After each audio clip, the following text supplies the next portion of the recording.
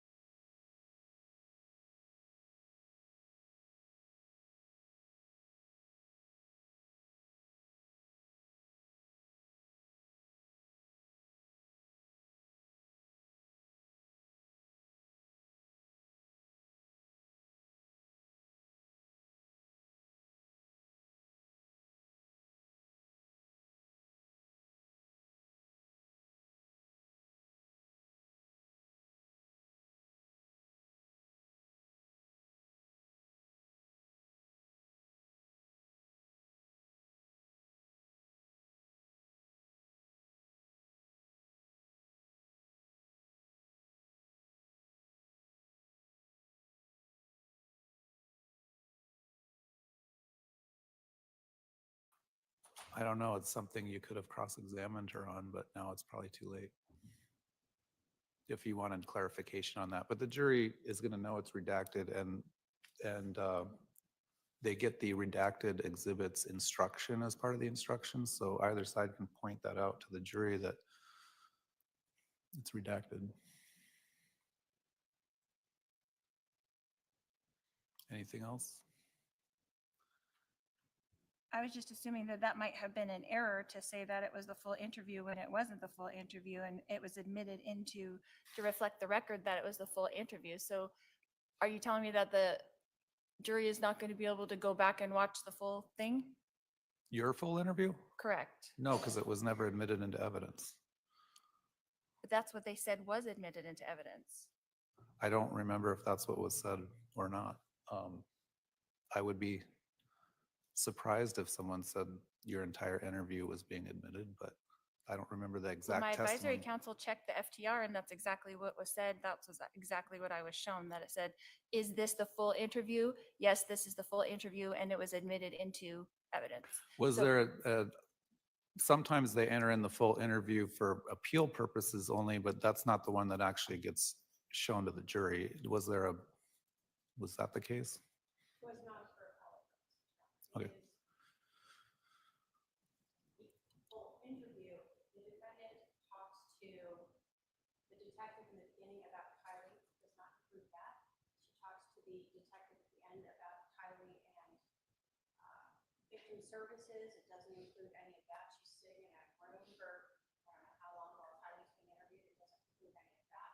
It is her interview about what happened. Okay. So the states closed their evidence.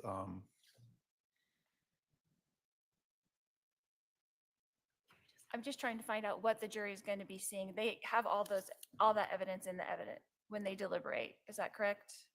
They Whatever have was access to that. whatever was admitted into evidence, which portions of your interview were not admitted into evidence, it sounds like.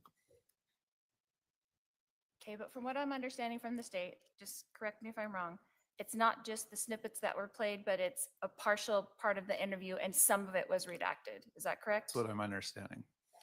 The parts regarding what Ty Lee said or did or didn't happen, the hearsay parts were the start and the end were redacted out.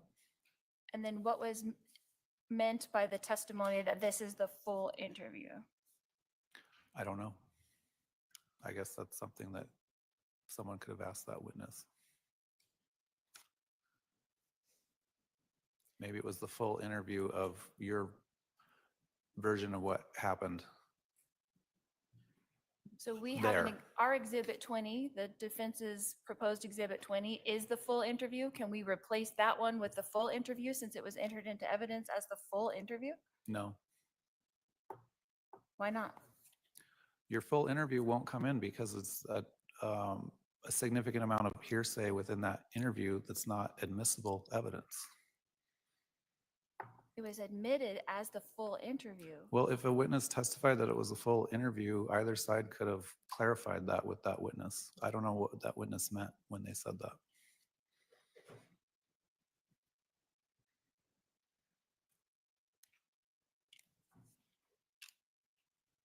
Anything else? That's it. All right, we're getting the sufficient number of the jury instructions copied. As soon as that's done and our jurors get here, we'll read those instructions.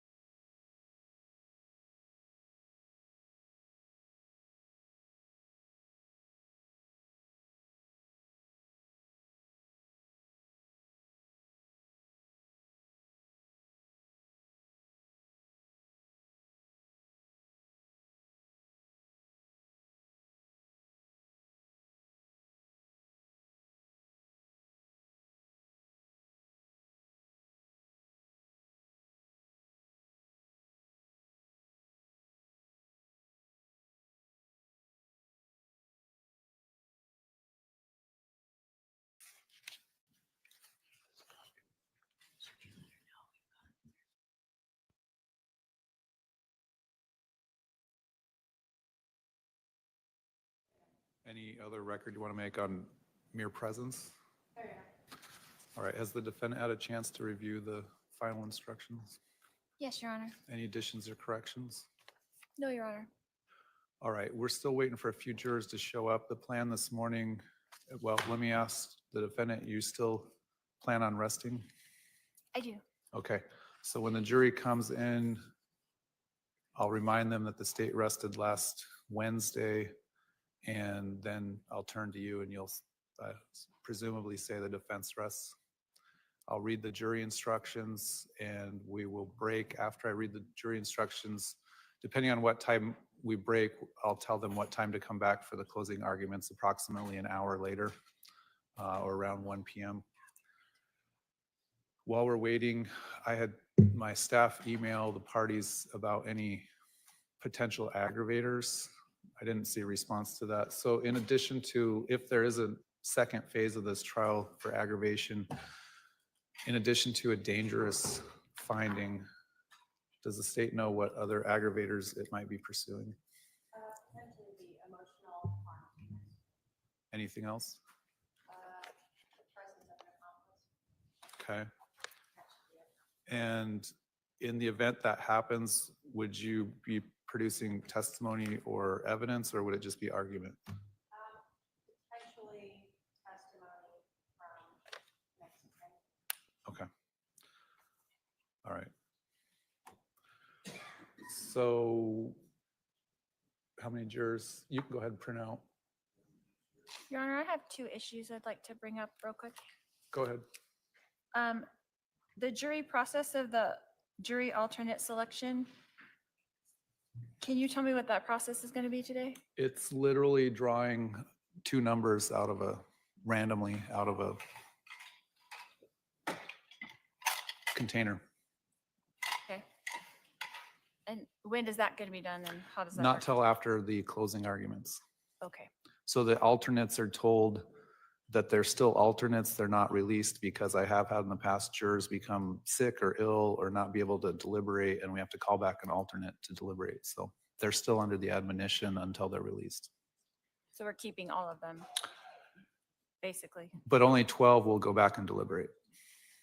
Okay. If one of those 12 becomes sick or is unable to deliberate, we would bring in an alternate and release the person that can't deliberate.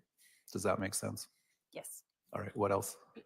So it came to my attention this weekend that the exhibit number 286 that the state put into evidence that Detective Inkland testified to was the full interview is only about 21 minutes long, and the actual interview is about 55 minutes long.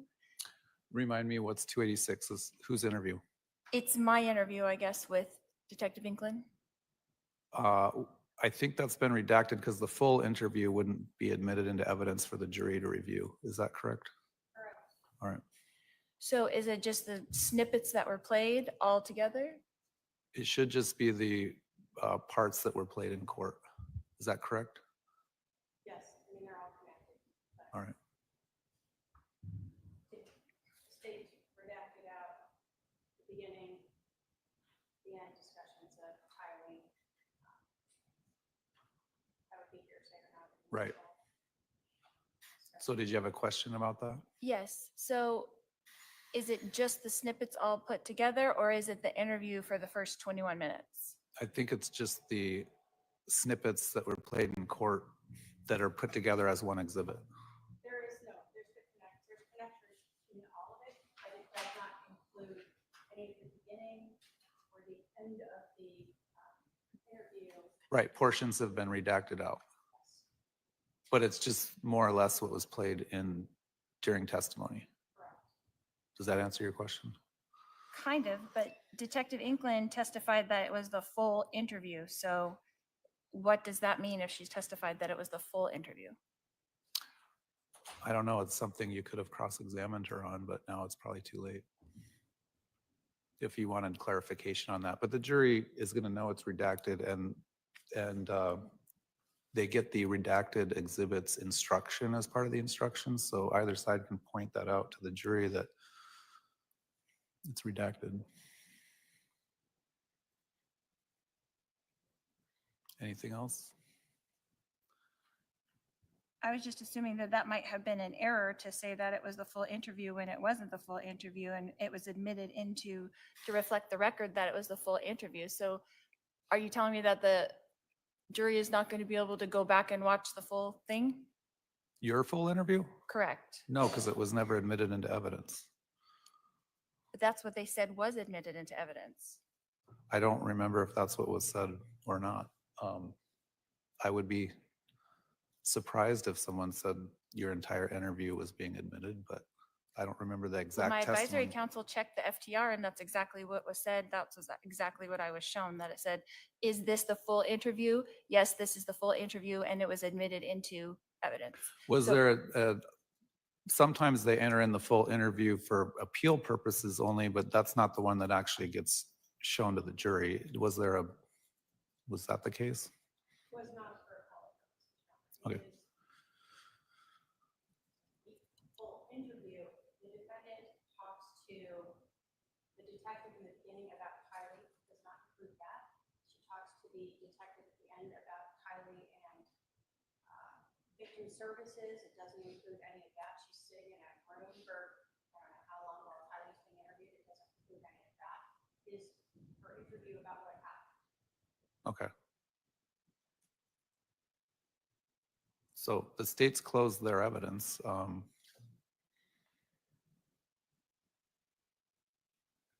I'm just trying to find out what the jury is going to be seeing. They have all that evidence in the evidence when they deliberate. Is that correct? They Whatever have was, access to that. whatever was admitted into evidence, which portions of your interview were not admitted into evidence, it sounds like.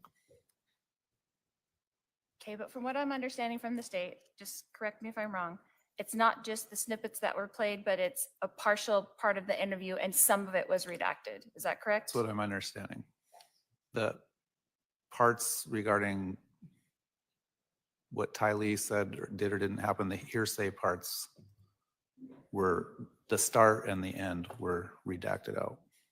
And then what was meant by the testimony that this is the full interview?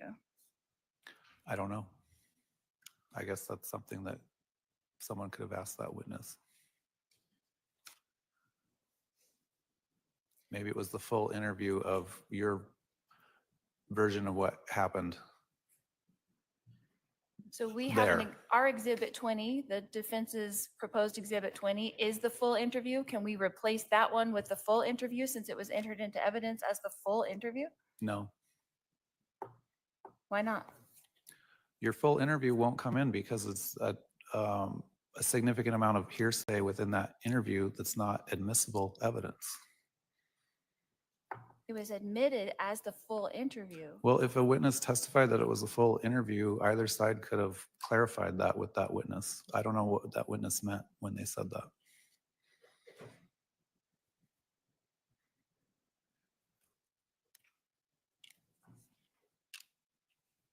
Anything else? That's it.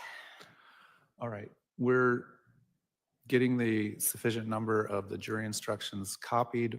As soon as that's done and our jurors get here, we'll read those instructions. All right.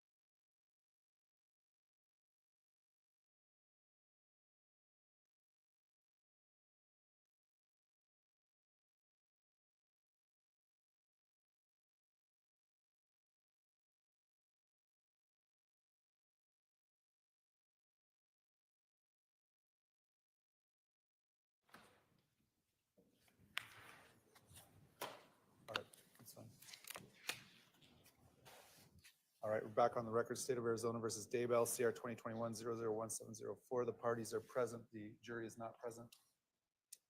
We'll bring in the jury.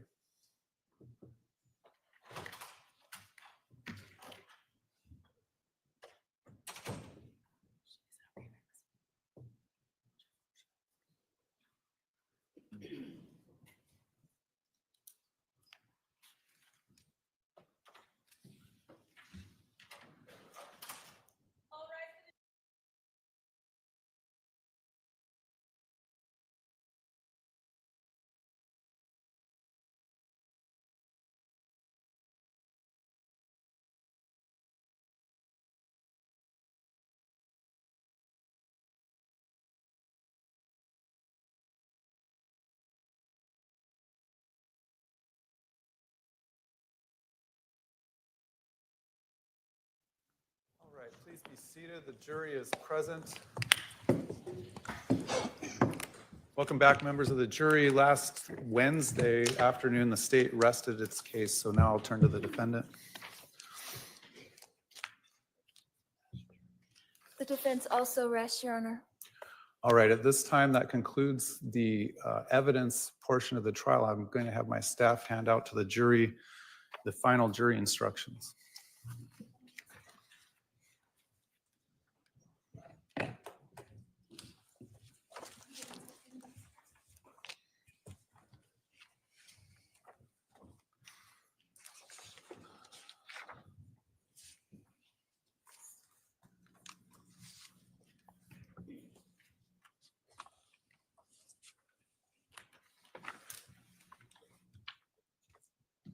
Are we one? Oh, nope, we got it.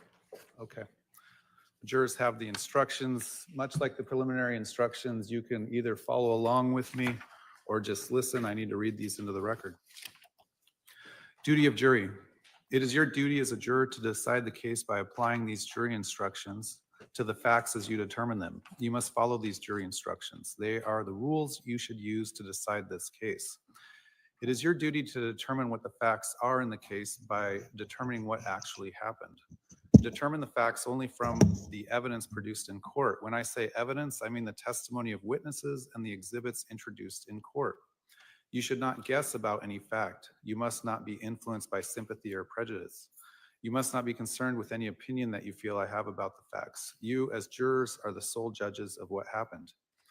You must consider all these instructions. Do not pick out one instruction or part of one and ignore the others. As you determine the facts, however, you may find that some instructions no longer apply. You must then consider the instructions that do apply together with the facts as you have determined them. Evidence to be considered. You are to determine what the facts in the case are from the evidence produced in court. If the court sustained an objection to a lawyer's question, you must disregard it and any answer given.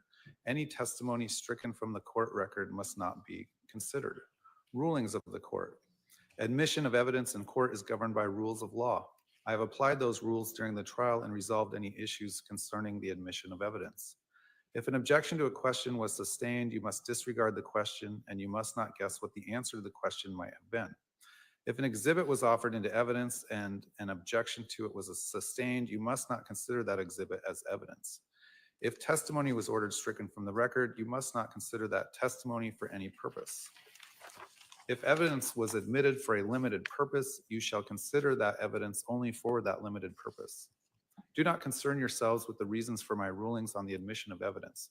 Do not regard those rulings as any indication from me of the credibility or weight you should give to any evidence that has been admitted. Direct and circumstantial evidence. Evidence may be direct or circumstantial. Direct evidence is the testimony of a witness who saw, heard, or otherwise sensed an event. Circumstantial evidence is the proof of a fact or facts from which you may find another fact. The law makes no distinction between direct and circumstantial evidence. It is for you to determine the importance to be given to the evidence regardless of whether it is direct or circumstantial. Redacted exhibits. Some of the exhibits that have been admitted into evidence have had portions deleted from them for legal reasons. Do not concern yourselves with the reasons why some portions of the exhibits have been deleted. Do not speculate upon what the deleted portions might or might not reveal. Indictment is not evidence. The state has charged the defendant with a crime. A charge is not evidence against the defendant. You must not think a defendant is guilty just because of a charge. The defendant has pled not guilty.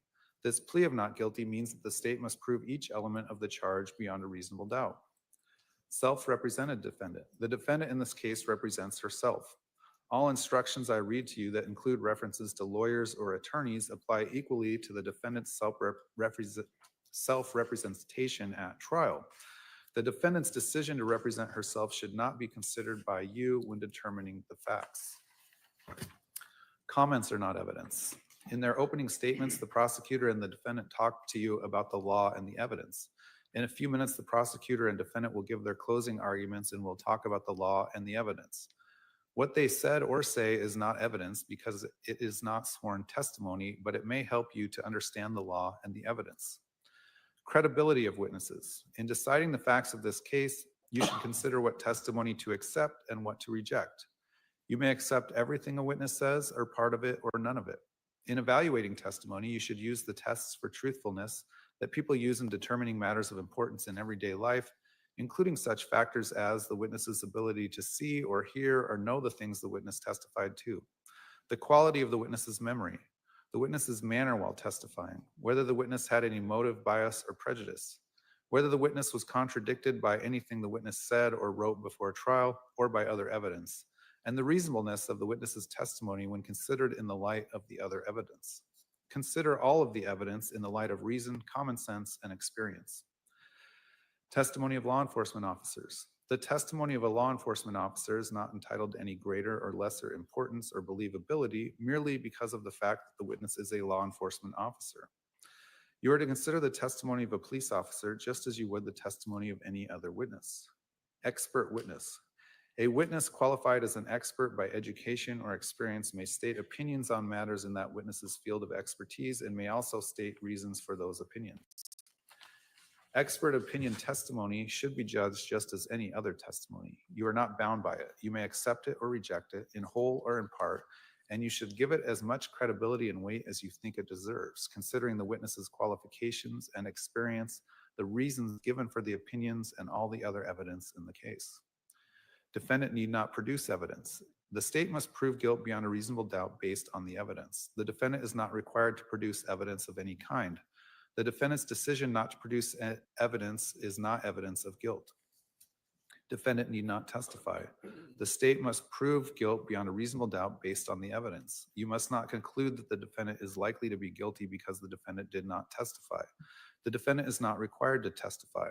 The decision on whether or not to testify is left to the defendant. You must not let this choice affect your deliberations in any way. Mere presence. Guilt cannot be established by the defendant's mere presence at a crime scene, mere association with another person at a crime scene, or mere knowledge that a crime is being committed. The fact that the defendant may have been present or knew that a crime was being committed does not in and of itself make the defendant guilty of the crime charged. One who is merely present is a passive observer who lacked criminal intent and did not participate in the crime. Voluntariness of defendant's statements. You must not consider any statements made by the defendant to a law enforcement officer unless you determine beyond a reasonable doubt that the defendant made the statements voluntarily. A defendant's statement was not voluntary if it resulted from the defendant's will being overcome by a law enforcement officer's use of any sort of violence, coercion, or threats, or by any direct or implied promise, however slight. You must give such weight to the defendant's statement as you feel it deserves under all the circumstances. Jury not to consider penalty. You must decide whether a defendant is guilty or not guilty by determining what the facts in the case are and applying these jury instructions. You must not consider the possible punishment when deciding on guilt. Punishment is left to the judge.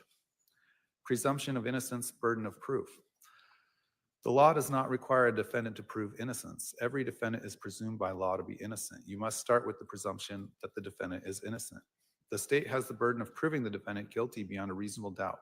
This means the state must prove each element of each charge beyond a reasonable doubt. In civil cases, it is only necessary to prove that a fact is more likely true than not, or that its truth is highly probable. In criminal cases such as this, the state's proof must be more powerful than that. It must be beyond a reasonable doubt. Proof beyond a reasonable doubt is proof that leaves you firmly convinced of the defendant's guilt. There are very few things in this world that we know with absolute certainty, and in criminal cases, the law does not require proof that overcomes every doubt. If, based on your consideration of the evidence, you are firmly convinced that the defendant is guilty of the crime charged, you must find her guilty. If, on the other hand, you think there is a real possibility that she is not guilty, you must give her the benefit of the doubt and find her not guilty. Evidence of any kind. The state must prove guilt beyond a reasonable doubt on the evidence. The defendant is not required to produce evidence of any kind. The decision on whether to produce evidence is left to the defendant. The defendant's decision not to produce any evidence is not evidence of guilt. Voluntary act. Before you may convict the defendant of the charged crime, you must find that the state proved beyond a reasonable doubt that the defendant committed a voluntary act. A voluntary act means a bodily movement performed consciously and as a result of effort and determination. You must consider all the evidence in deciding whether the defendant committed the act voluntarily. Absence of other participant. The only matter for you to determine is whether the state has proved the defendant guilty beyond a reasonable doubt. The defendant's guilt or innocence is not affected by the fact that another person or persons might have participated or cooperated in the crime and is not on trial now. You should not guess about the reason any other person is absent from the courtroom. Motive. The state need not prove motive, but you may consider motive or lack of motive in reaching your verdict. The charged offense. I will now tell you about the crime with which the defendant is charged. Count 1, conspiracy to commit first-degree murder. The crime of conspiracy to commit first-degree murder requires proof that the defendant, on or about July 11, 2019, with the intent to promote or aid in the commission of first-degree murder, agreed with Alexander Cox that at least one of them or another would engage in conduct constituting the offense of first-degree murder. The crime of first-degree premeditated murder requires proof that a person, 1, caused the death of another person, and 2, intended or knew that he or she would cause the death of another person, and 3, acted with premeditation.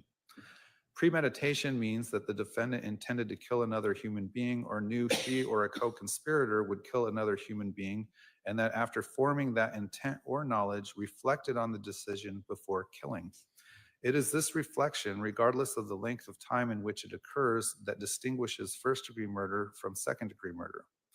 An act is not done with premeditation if it is the instant effect of a sudden quarrel or heat of passion. The time needed for reflection is not necessarily prolonged, and the space of time between the intent or knowledge to kill and the act of killing may be very short. Elements of conspiracy. The crime of conspiracy to commit first-degree murder requires proof. 1, the defendant agreed with one or more persons that one of them or another person would engage in certain conduct, and 2, the defendant intended to promote or assist in the commission of such conduct, and 3, the intended conduct would constitute the crime of first-degree murder, and the defendant knew that such conduct was a crime. Scope of proof of conspiracy.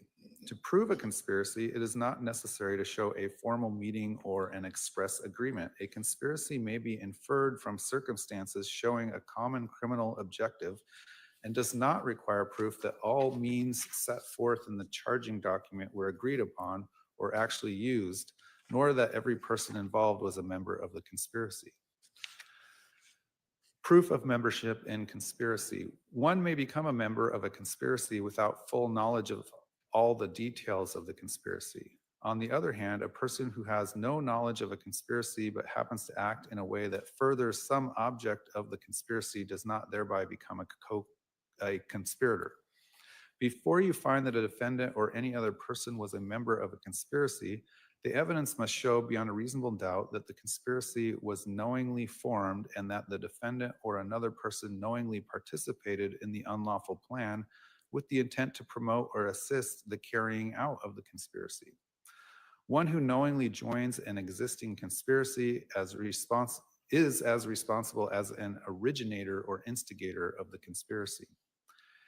A person understanding the unlawful character of a plan who knowingly encourages, advises, or assists in the undertaking thereby also becomes a conspirator. In determining whether a conspiracy exists, you should consider the actions and statements of all the alleged participants. However, in determining whether a particular defendant was a member of the conspiracy, you should consider only that person's acts and statements. A person cannot be bound by the acts or statements of other participants until it is established that a conspiracy existed and that person was one of its members. Justification for self-defense physical force. A person is justified in using or threatening deadly physical force in self-defense if the following two conditions existed. One, a reasonable person in the situation would have believed that deadly physical force was immediately necessary to protect against another's use or apparent attempted or threatened use of unlawful deadly physical force. And two, the person used or threatened no more deadly physical force than would have appeared necessary to a reasonable person in the situation. A person may use deadly physical force in self-defense only to protect against another's use or apparent attempted or threatened use of deadly physical force. Self-defense justifies the use or threat of deadly physical force only while the apparent danger continues, and it ends when the apparent danger ends. The force used may not be greater than reasonably necessary to defend against the apparent danger. The use of deadly physical force is justified if a reasonable person in the situation would have reasonably believed that immediate deadly physical danger appeared to be present. Actual danger is not necessary to justify the use of deadly physical force in self-defense. You must decide whether a reasonable person in a similar situation would believe that deadly physical force was immediately necessary to protect against another's use, attempted use, threatened use, apparent attempted use, apparent threatened use of unlawful deadly physical force. You must measure the person's belief against what a reasonable person in the situation would have believed. A person has no duty to retreat before threatening or using deadly physical force in self-defense if the person, one, had a legal right to be in the place where the use or threatened deadly physical force in self-defense occurred, and two, was not engaged in any unlawful act at the time when the use or threatened deadly physical force in self-defense occurred. If evidence was presented that raised this justification defense for count one, conspiracy to commit first-degree murder, then the state has the burden of proving beyond a reasonable doubt that the defendant or co-conspirator did not act with such justification. If the state fails to carry this burden, then you must find the defendant not guilty of the charge. Justification for defense of a third person. A person is justified in using or threatening physical force in defense of a third person if the following two conditions existed. One, a reasonable person in the situation would have believed that physical force was necessary to protect against another's use, attempted use, apparent attempted use, threatened use of unlawful physical force against a third person. And two, the defendant used or threatened no more physical force than would have appeared necessary to a reasonable person in the situation. A defendant may use deadly physical force in defense of a third person only to protect against another's use, attempted use, apparent attempted use, threatened use of deadly physical force. Defense of a third person justifies the use of or threat of physical force or deadly physical force only while the danger continues, and it ends when the danger ends. The force used may not be greater than reasonably necessary to defend against the danger. Actual danger is not necessary to justify the use of physical force or deadly physical force in defense of a third person. The use of physical force or deadly physical force is justified if a reasonable person in the situation would have reasonably believed that immediate physical danger appeared to be present. You must decide whether a reasonable person in a similar situation would believe that, one, physical force was necessary to protect against another's use, attempted use, apparent attempted use, threatened use of unlawful physical force against a third person, and or two, deadly physical force was necessary to protect against another's use, attempted use, apparent attempted use, threatened use of unlawful physical force against a third person. You must measure the person's belief against what a reasonable person in the situation would have believed. The state has the burden of proving beyond a reasonable doubt that the person did not act with such justification. If the state fails to carry this burden, then you must find the defendant not guilty of the charge. Use of force in crime prevention.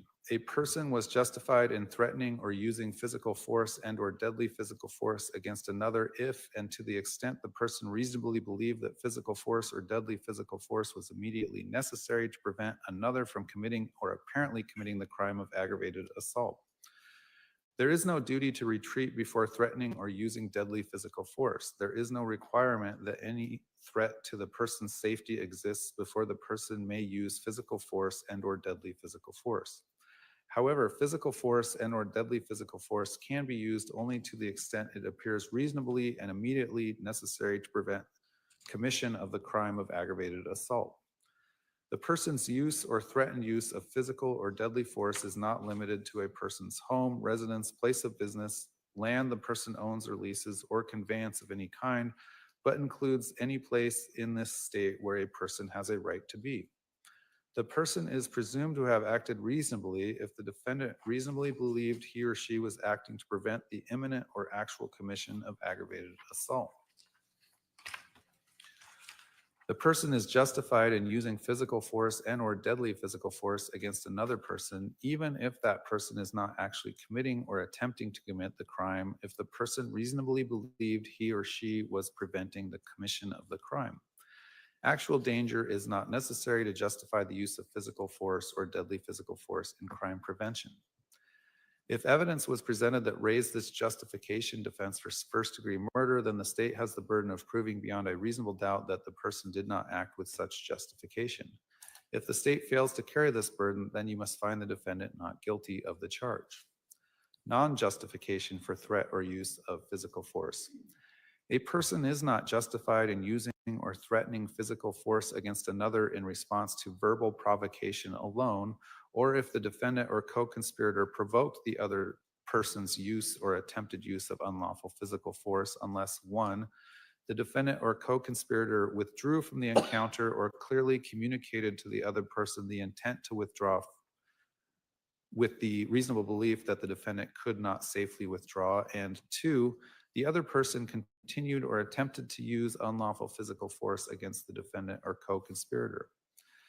The state has the burden of proving beyond a reasonable doubt that the defendant and or co-conspirator did not act with such justification. If the state fails to carry this burden, then you must find the defendant not guilty of the charge. Definitions. Intentionally or with the intent to means that a person's objective is to cause that result or to engage in that conduct.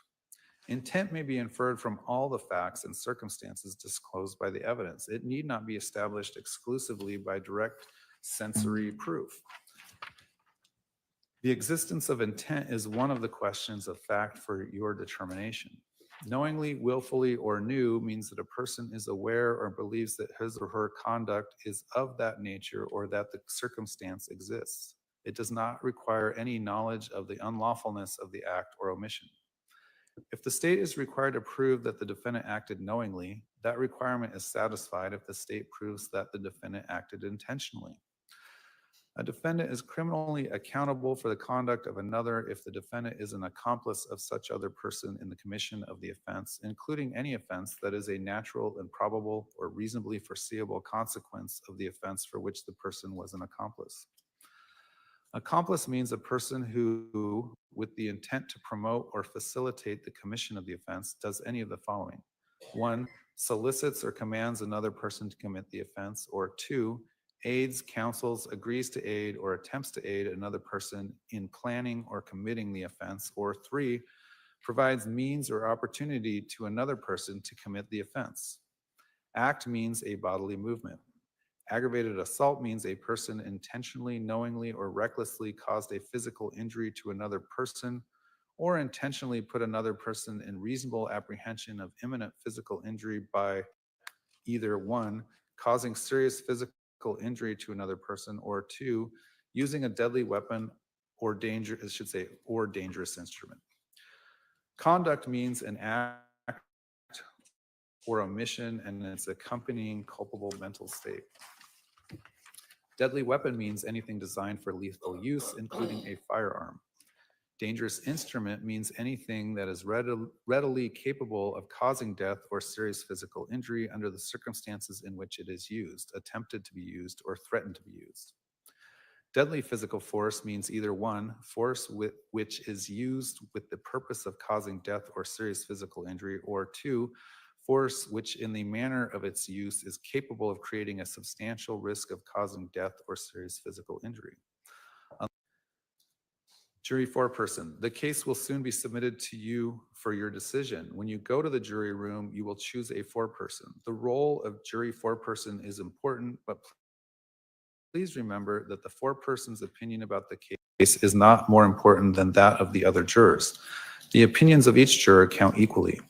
The jury foreperson's responsibilities include the following. 1, make sure every member of the jury is present during all discussions and deliberations. 2, make sure that the deliberations are conducted respectfully and that all issues are fully discussed. The discussions should be open and free so that every juror may participate. 3, all jurors should be allowed to state their views about the case and what they think the verdict should be and why. 4, all members must agree unanimously on any verdict. Therefore, the foreperson should count the votes to ensure that every juror has voted. 5, if you reach a verdict, fill out the verdict form and then sign the form on behalf of the jury. 6, if the jury reaches a verdict, the foreperson will inform the courtroom assistant. When the jury returns to the courtroom, the foreperson will bring the signed or unsigned verdict form as well as any question forms that may have been used. 7, when you return to the courtroom, the court will ask the foreperson whether the jury has reached any verdict. The foreperson will respond yes or no. The foreperson is not expected to read any verdict to the court. That will be done by the clerk. Closing instruction. In a few minutes, we're probably going to take a lunch break, and then after the lunch break, you will hear the closing arguments in this case. After that, the case will be submitted to you for decision. I suggest that you discuss and then set your deliberation schedule. You are in charge of your schedule and may set and vary it by agreement and the approval of the court. After you have decided on a schedule, please advise the courtroom assistant. You are to discuss the case and deliberate only when all jurors are together in the jury room. You are not to discuss the case with each other or anyone else during breaks or recesses. The admonition I have given you during the trial remains in effect when all of you are not in the jury room deliberating. After setting your schedule, I suggest that you next review the jury instructions and verdict form. It may be helpful for you to discuss the instructions and verdict form to make sure that you understand them. Again, during your deliberations, you must follow the instructions and refer to them to answer any questions about applicable law, procedure, and definitions. Should any of you or the jury as a whole have a question for me during your deliberations or wish to communicate with me on any other matter, please utilize the jury question form that we will provide you. Your question or message must be communicated to me in writing and must be signed by you or the foreperson. I will consider your question or no and consult with counsel before answering it in writing. I will answer it as quickly as possible. Remember that you are not to tell anyone, including me, how you stand numerically or otherwise until after you have reached a verdict or have been discharged. During your deliberations, you must not communicate with or provide any information to anyone by any means about this case. You may not use any electronic device or social media to communicate to anyone any information about this case or to conduct any research about this case until I accept your verdict. All 12 of you must agree on the verdict. You must be unanimous. Once all 12 agree on a verdict, only the foreperson needs sign the verdict form on the line marked jury foreperson. You will be given one form of verdict. The verdict form reads as follows, and there is no significance to the order in which the options of guilty or not guilty are listed on the verdict form. So this is a sample verdict form at the end of your instructions. It indicates this is a sample. An official verdict form will be given to you by the courtroom assistant in the jury room. Verdict, count 1, conspiracy to commit first-degree murder. We, the jury, duly impaneled and sworn in the above entitled action and upon our oaths, do find the defendant, Lori Daybell, as to the crime of conspiracy to commit first-degree murder occurring on or about July 11, 2019 as follows. Check only 1, and the options are not guilty or guilty. In order to break up the closing arguments as little as possible, we're going to take our lunch recess a little early and start a little early with those closing arguments after you recess. So we'll go ahead and recess for your lunch break. If we could have everyone ready to go in the jury room at 12:45, please remember the admonition. All rise for the jury.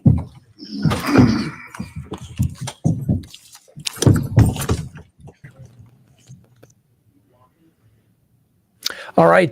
Good morning, almost good afternoon, everybody.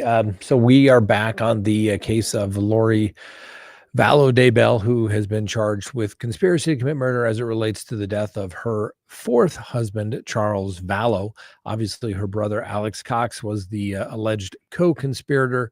And obviously, he's not there because he's dead, died of natural causes shortly after the death of Charles Vallow. Lori Vallow has been representing herself. This has been kind of a slow process to actually get to this phase. The prosecution rested late last week. Then they spent time doing jury instructions. Lori Vallow said that she was not going to present any case. Hope we're back. All right. Anything else from the state? Defense? Your Honor, can I move for Exhibit 20 to be admitted for appellate purposes? Is that your full interview? Yes. Any objection? All right. Exhibit 20 would be admitted for appeal purposes. It won't be given to the jury during deliberations. Are you sure it's 20? It's for exhibit. It is. Defense 20. No, it's defense 20. It's defense. Well, proposed it's got 20. numbered. Numbered on different ways. Oh, It's gonna be 200 and something. okay. Yeah, give me a second. I'll figure that out. For your, And should we put it on a CD? anywhere from 256 to 272. You'll have to figure out which one it is. But we can clarify that. Might have to look at the actual exhibits to determine which one it is. Yeah. Ladies and gentlemen, we're going to ask that you take all of your belongings with you for lunch. Anything else? That's all, Your Honor. So, Remind me to clarify which one it is when we get back from lunch, but your staff can look at or your team can look at the exhibits. Final issue. The judge gave the jury instructions in this particular case, nothing particularly surprising. It's standard instructions. Obviously, the jury has to consider the evidence that's been presented, which has been found to be legal and competent evidence. Laid out the elements, the rules of law, presumption of innocence, proof beyond a reasonable doubt. Burden always lies with the prosecution. The elements of the offenses. There was a couple of instructions, not that mere presence instruction, basically saying just because you're there at the scene of the crime doesn't mean you necessarily did anything. Then they went into self-defense because of the alleged co-conspirator claims that there was self-defense. So that was enough to get that instruction. Lori Vallow did not present a case in chief. She's never required to do so. Defendant is never required to do that in any way whatsoever. And going to basically hold the government to the burden of proof beyond a reasonable doubt. Frankly, not a bad tactic. Done it myself. Probably one more cases where just arguing the government has failed to meet the burden of proof than when you start putting up evidence. The more evidence you put up, the more likely something can get screwed up. That's what happens oftentimes in the prosecution's case. If they, they just keep putting on more and more witnesses, and it just kind of goes downhill from there. The judge had the jury take their afternoon lunch break. They're going to be back in about 45 minutes, and we'll be back with you as well at that time. The judge did this so that they wouldn't start the prosecution's case in chief or closing argument, and then have to break for the defense, or prosecution goes, then defense goes. Remember, the state always has the burden. They always get the last word. So they get to go again. Makes sense. Hopefully we can get this. I mean, this has been pending since late last week, where they were trying to do jury instructions. Jury instructions always take longer than you usually think they will. There's always something that comes up. There's a typo that was found, or I think an error. I heard the judge say, "Oh, it should be this." So they'll probably make a pen change to that. No matter how many eyes you have on it, every now and then something's going to slip through. But those jury instructions are read aloud to the jury. They'll get a copy of them. Each juror got a copy of those jury instructions, and judges do it differently in various jurisdictions. Some judges like to give everybody a copy so they can focus and read. Other judges, the most recent trial I did, only gave one copy of the jury instructions because she thought that it's better for the jury to listen to her. And then there's only one copy, and that's like the official rule book, so to speak, that they take back there with them. You think it's also, these are pretty standard instructions. They don't vary that much from state to state. This sounded almost identical to what we would probably have here in the state of Colorado, to something to that effect as the jury instructions. Very similar. A lot of these laws are all very much the same elements. They've adopted many of the same elements of the offenses over the years through some uniform legislation. And so, yes, you get the kind of standard jury instructions for this. So, we'll see how Lori Vallow does. Obviously, her argument is going to have to be they failed to meet their burden of proof. There's no evidence that she was involved in the conspiracy. And, find me not guilty. Didn't do it. Whatever went on in that house, she's going to say, I didn't know about. Just because I was there doesn't mean I was involved. I'm poor, innocent little old me, Lori Vallow. Find me not guilty. So we'll see how that's going to go for the prosecution and the defense after lunch. So the judge said they'll be back about currently 1:06 p.m. my time. So it's going to come back at 1:45. So about 45 minutes. They're an hour behind. They're in Arizona. So it's 12:06, and they told them to come back at 12:45. That's what I heard, right, Frank? 12:45? Yeah. So we'll be back too. Instead of just going over it over and over again, we'll be back when the closing arguments begin. Thanks. We'll see you in a few.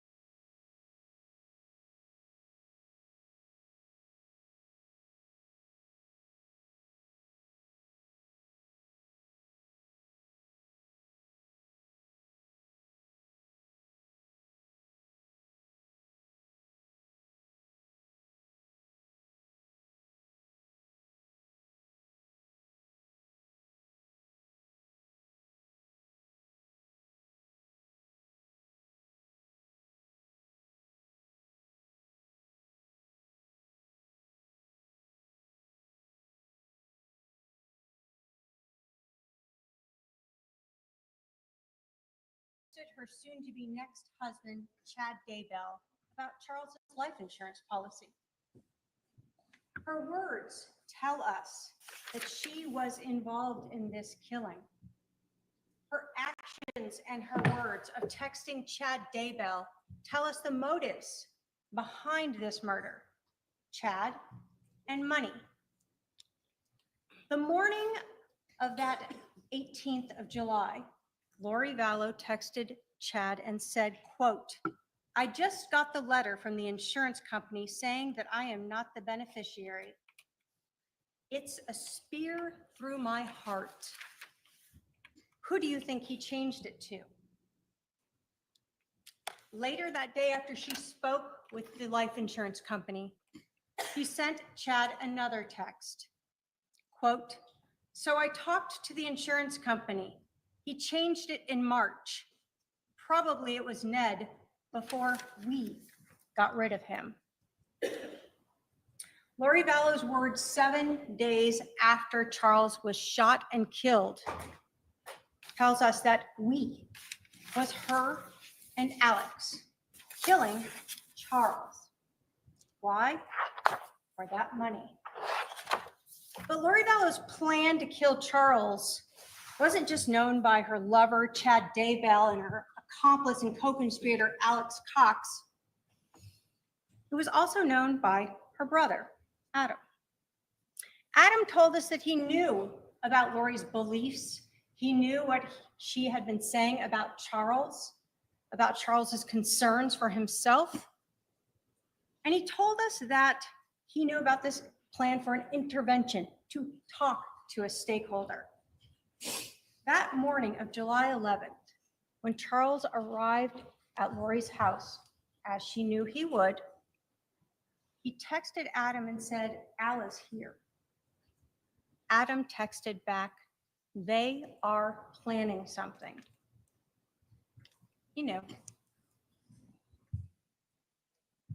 And 3 days later, on Saturday, when Adam finally learned, when his friend Googled Charles, that he had been shot and killed by Alex, Adam told us he went back and talked to his mother and he confronted her about this. And he told his mother, Lori and Alex conspired to kill Charles. He knew, and he was right. Lori's ex-friend, Christina Atwood, she told you about that very uncomfortable dinner on June 9th, a month before the murder, where Alex Cox was talking about just wanting to kill Charles. He said this multiple times, and this defendant didn't care. In fact, she talked about how she had been drugging Charles. Christina told you she was so disturbed by this, she actually went and saw Lori the next day, June 10th, and told her, if something happens to Charles, I'm going to have to go to the police. Christina knew. She was right. And Nancy Jo Hancock, now she had just met Charles a few days before, and they had talked and texted and had been on the phone for hours, you heard. Charles had told her all about Lori, the things she was saying, the things she was doing. She told you that she knew that Charles was concerned for his own safety. And she understood the motive. She told Charles the night before, you probably should just tell Lori that you've changed the beneficiary, that she's no longer going to get that money. Nancy Jo knew, and she was right. Lori Vallow wanted $1 million, and she wanted Chad Daybell. And she and Alex used that twisted religious beliefs they had so that they could kill the evil, possessed Charles and be like Nephi. The evidence that has been presented in this trial will prove to you beyond a reasonable doubt that this defendant is guilty of conspiracy to commit first-degree murder. So I want to split up my closing into 3 sections. First, I'm going to talk to you about the timeline and the motives in this case and the evidence that supports those. Second, I want to talk to you about the jury instructions and the evidence that's been presented to you in court. I'll remind you that anything the defendant said in her opening was not presented at trial through a witness or through an exhibit, and it is not evidence. Using the evidence that has been presented and admitted at trial, the state will show you how, again, the defendant is guilty beyond a reasonable doubt of this crime. And finally, I'm going to talk to you about those. Wife about this. He told Adam about it, and he told the defendant about it. So everyone knew that Charles now knew this. July 9th is now the first time that Charles is going to be coming back to Arizona. We know from the time he learned about that affair, he hadn't been back until this planned visit to see his son, JJ. We know at 1:13 p.m., Charles texts Adam and books him a flight for the next day. At 1:21, we know that Adam is contacting Alex. And they talk for 20 minutes. And Alex lets Adam know, sure, you can stay with me. Of course, Alex doesn't know the plan yet, the mission.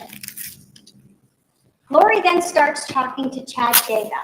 We know that she knows about this intervention. She knows about Adam coming. And we know this because, again, of her text messages. We see Lori then starting to round up the troops. Why does she do this? Because she wants to ensure that on July 11th, it is Charles and only Charles coming to the house and not the intervention of Adam or Brandon or Zach coming over to help him. So she has Melanie. Tells her she can't go to this wedding. She has to stay here. It's coming to a head. This week will change everything. Call me. Then we have July 9th, the text messages with Alex. She tells him, so the plot thickens, call me when you can. He doesn't call her initially. So she sends him another message, this one really letting him know. She specifically tells him, I'm going to need you to stay close to me the next couple days. Mel too, she can't go to Utah. She's got a job. They are planking some kind of intervention, but want Mel out of the way, so I'm left alone. She talks, I need to come get the stuff at your house tomorrow and secure it. Lots to do. Thank you for standing by me. It's all coming to a head this week. I will be like Nephi, I am told, and so will you. And then what happens? This gets Alex to call, and they talk for almost an hour. An hour planning how they're going to stop the intervention, how they're going to be like Nephi.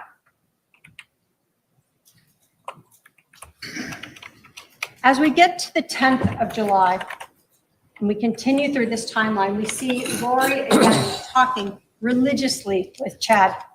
149 minutes that morning. She's also texting Melanie Boudreau, Melanie B, telling her that it's important for the mission, for Melanie to help her by keeping Brandon distracted. And we saw those messages where Melanie says she'll pretend to be sick. We know that on the 10th, Adam arrives in Phoenix. And now we have Summer helping the defendant, letting her know what is going on with Adam and Zach. Everyone is covered to ensure that Charles will be alone on the 11th. We have the continuing talks with Chad, her soon-to-be husband.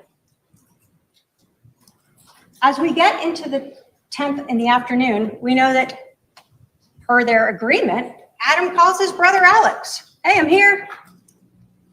Brother doesn't answer. He sends him a text. I'm here. No response. Why? Because the night before, his sister Lori told him, "We have a mission. We must be like Nephi. Charles is coming into town. You must stay at my house the night of the 10th so you can be here the morning of the 11th." We also know that Summer gave Lori an out. "Hey, you can stay at my house. No one will know where you are. We're going to be out of town. You can hang out here." Lori doesn't take her up on that. She has a mission to do. As the night grows on the 10th, Adam continues to try to reach his brother Alex. Again, no response. And by 45 or so minutes after that last text by Adam, we know Alex is already at Lori's house. He's there with his gun and a garbage bag of some underwear. Why? That gun is important. A loaded weapon, 2 extra magazines of ammunition with him. He is ready for his mission. And again, Summer is updating her, telling Lori that Zach and Adam are still at her house. They're going to go stay at Mimi's. And she even tells him that Adam is still waiting for Alex to get back to him. Still, he doesn't understand. Why isn't my brother responding to me? I was supposed to stay there. And again, what does Adam bring over? Gun and a garbage bag of clothes. That's all he needs to be part of the mission. When we get to July 11th, we still have Lori talking with Chad. We see those text messages going back between them. And then we start learning from the GPS from Charles Vallow's phone as he arrives. 7:35 a.m., he arrives at 5531 South Four Peaks. That's where we have at 7:36, Adam texting Charles. They are planning something. There's no reason why Alex should be there. And that explains why Alex wasn't responding to me and didn't let me stay there. We see that last outgoing text message by Charles Vallow at 7:37. And in fact, what we see is at 7:37 and 12 seconds, Charles sends out his last outgoing message. And at 7:37 and 29 seconds, there's an incoming message from Adam. It's not read until 12:13 p.m. What becomes important here is in this timeline, how long is Charles at the residence here? You hear in her interview how she says it's so fast. Charles comes inside. He's angry. He's jerky. And she tells him, take JJ. Go get him Burger King. They get JJ out to the car.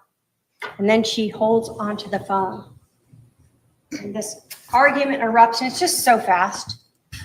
But what we know is it's actually 12 minutes long. This is not a fast incident. In this 12 minutes, Lori Vallow and her brother Alex Cox are doing their mission, and they are being like Nephi. We know at 7:49, it's over. Lori has left in Charles Vallow's car with his phone and JJ and Tylee. We know that there are 2 phone calls between Alex and this defendant after she leaves, as Charles is laying dying or dead on the floor. 7:52, 8:06, they talk. 47 minutes passes before Alex calls 911. 47 minutes to stage the scene. The police are advised when they arrive that the shooting just occurred and that CPR was given. Why is that important? Because you heard even during the interviews, the police were trying to figure out this timeline. Didn't make sense. At 8:48, almost an hour later, Lori Vallow returns. And then we see that around 9:40, she is being interviewed at the Family Advocacy Center.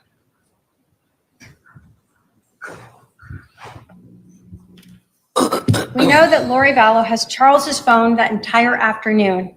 You saw the PowerPoint from Detective Werther showing that her phone by about 12:36 is already her phone, Alex's phone, and Charles's phone are all in the area of Alex's house out in Sandham.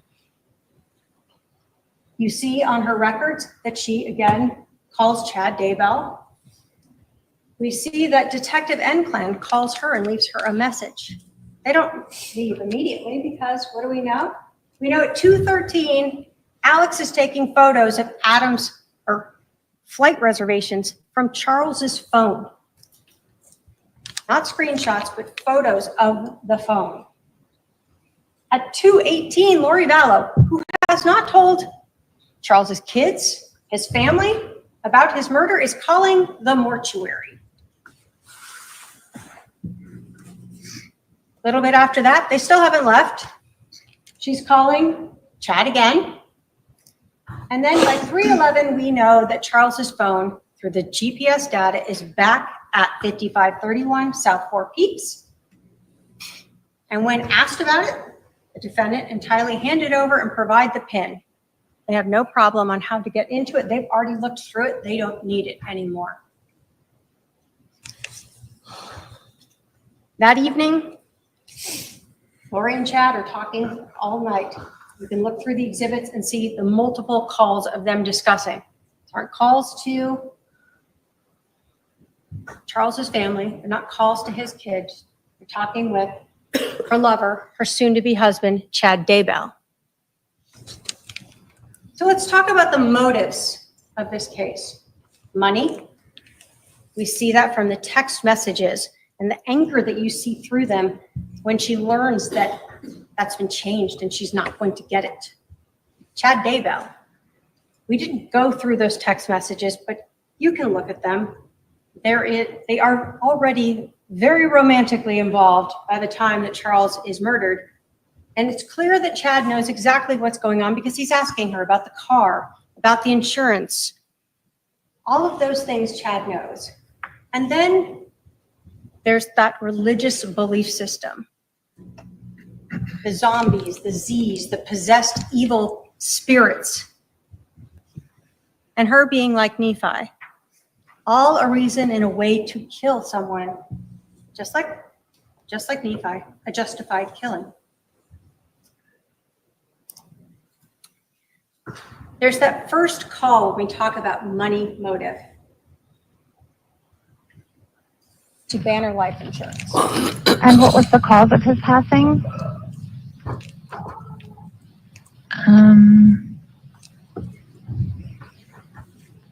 Well, he was shot. Okay, so I don't know how I want to put that. Okay, all right. And I hate to ask, but is it? Yeah, you can just say yes or no. Was it a homicide? No, it was an accident. An accident. So what we hear here is Lori Vallow being untruthful to Banner Life Insurance. We'll talk about credibility later, but it becomes very relevant that even in the smallest of things, this defendant exaggerates, minimizes, and is completely untruthful to various people. We all know that she was not the beneficiary. She didn't. But we also know that Charles Vallow was not accidentally shot. She told the police she was there. She knows that her brother intentionally shot him. Of course, they want to claim it's self-defense. There's no accident about that when you shoot someone twice. Motives for money. What we see again here is Lori Vallow talking to Chad. about the motive. Telling Chad about the fact that it was changed. I just got the letter from that insurance company saying I am not the beneficiary. It is a spear through my heart. Who do you think he changed it to? Brandon? Or probably Kay? He left nothing for JJ. What do we know? Again, we see that Chad knows about all of these things. And what does he talk about in that morning as you have those entire messages? Exhibit 230. It will be interesting if he got changed after he had 2 bullets to the chest.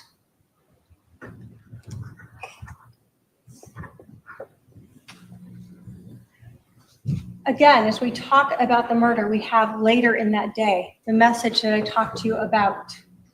So it was probably Ned before we got rid of him.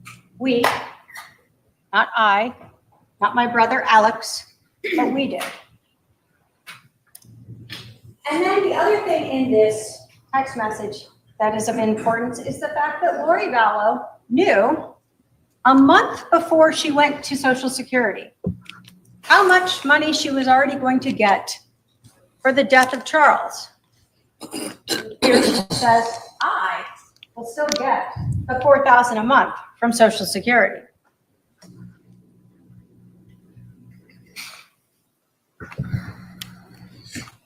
When we talk about that motive and the anger by this defendant over not being the beneficiary, we know that even on July 28th, so 10 days later, she goes into Charles's computer to find the change of beneficiary form. She texts that to Chad to show him, and she sends it to Kay and confronts her about it. Money. That's what she wanted. And Chad. So let's talk about Chad, the affair with Chad Daybell. We know that she knew him as far back as November of 2018 when she came here, when he came to Arizona and stayed at Lori's house.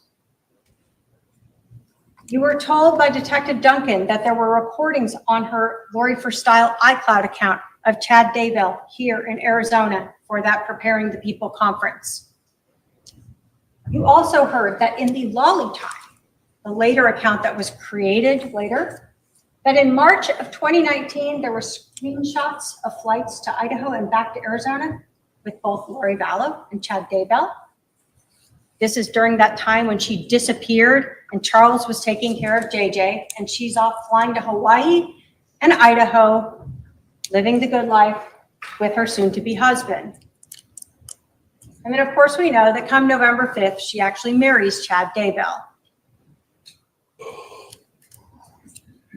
That KK Walker email address. This was that June 29th. Big change. What do we know? That on April 21st, she created that account. She used her own phone number in creating it. And then she sent messages to Chad Daybell, brother Daybell. You have that exhibit. She pretends to be Karen Walker and invites him to Houston, because that's where she is at that time. She offers to use Charles's money to fly him out there and that he can stay at the house with her and her husband.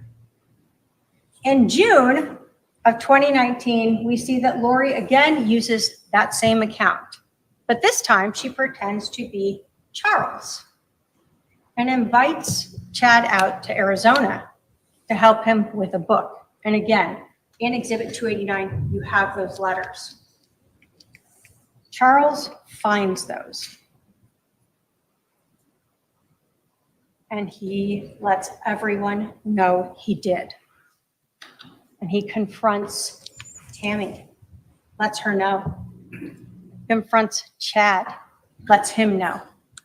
And he certainly lets the defendant know that he knows. And now the jig is up.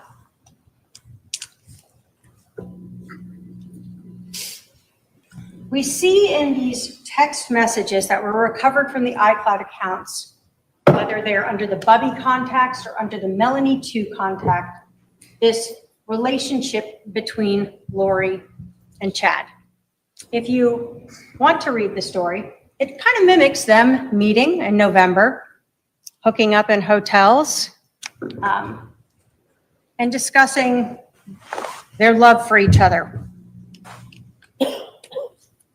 When we are talking about a motive and a person who wants money and who has not worked for 13 years, who has had her husband pay for her homes, her phones, her cars, allowing her to go to the temple and work out and go to lunch in restaurants. This is a big change in life if she loses all of this. But if she gets $1 million, it's not so big of a difference, along with that Social Security she'll be getting. And then obviously we know that once Charles was out of the way, Lori and Chad were able to get married. But what about those religious beliefs? Everyone that Lori knew, who she expressed them to, told you that they were not in line with the Church of Latter-day Saints. Everyone told you that she said things like she didn't need to repent, she didn't need forgiveness, she could do whatever she wanted now, that she was in a celestial state, translated, that she is spiritually and physically changing, that she's above the priesthood, that she knew who was dark and evil. You saw those text messages both about Charles and heard from people, as well as about Brandon and Zach and Adam. People who were helping Charles were also dark or Z's. And ultimately, what did we learn? That she associated herself with Nephi, a prophet, a holy man, who was justified and asked by God to kill Laban because he was an evil, wicked king who had the tablets that God wanted him to go get. Lori was just like that. She was justified in her killing. We heard from her brother, Adam, that their relationship had ended when she told him some things about her beliefs that he disagreed with. That she was turning into that celestial state, that she didn't need to eat, that she had more authority than the priesthood. Yes.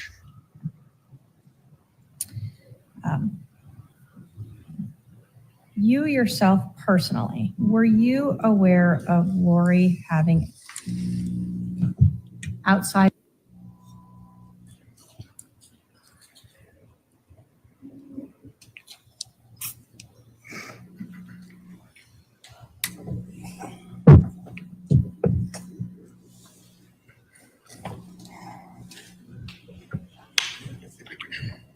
Lori having any beliefs that were outside of what is accepted by the LDS religion? Yes. Can you tell us what you were aware of that you knew to be outside the LDS religion? Lori told me that she was in the process of translating from a mortal human being to an immortal human being, a celestial state.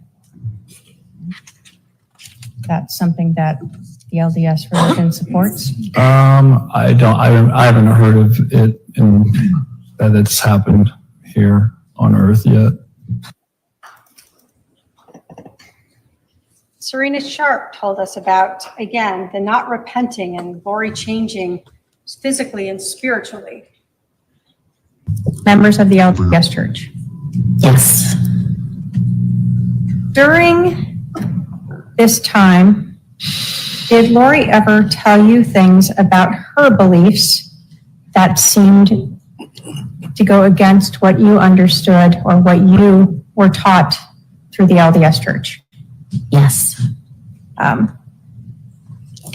Did Lori ever tell you that she did not need to repent? Yes, she did.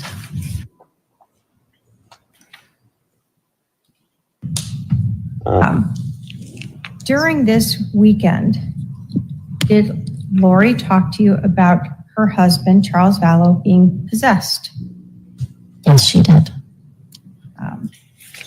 What do you recall about her talking about her husband being possessed? I recall that she spoke about her husband being possessed by an evil spirit, and she named the evil spirit. Do you recall what the name was? Yes. What was it? It was Ned. N-E-D? Ned? N-E-D. Now, Serena Sharp was someone who met Lori in November, texted or talked with her for a while, and then was invited to that girls' weekend. One of the jury instructions you're looking at, and we'll talk about more though, is the credibility of a witness. Serena Sharp has no dog in this fight. She knew Lori for a little while. She was invited to, I'll call it the inner circle. The defendant told her some things that went against her religious beliefs. And she said pretty much after that, the defendant stopped talking to her. Now, how do we know she's being truthful? Well, we see Ned in lots of text messages. This just helps tell us that this is something Lori was telling lots of people, that her husband is possessed by this evil spirit, Ned. And we learn later that, like Nephi, she can get rid of him.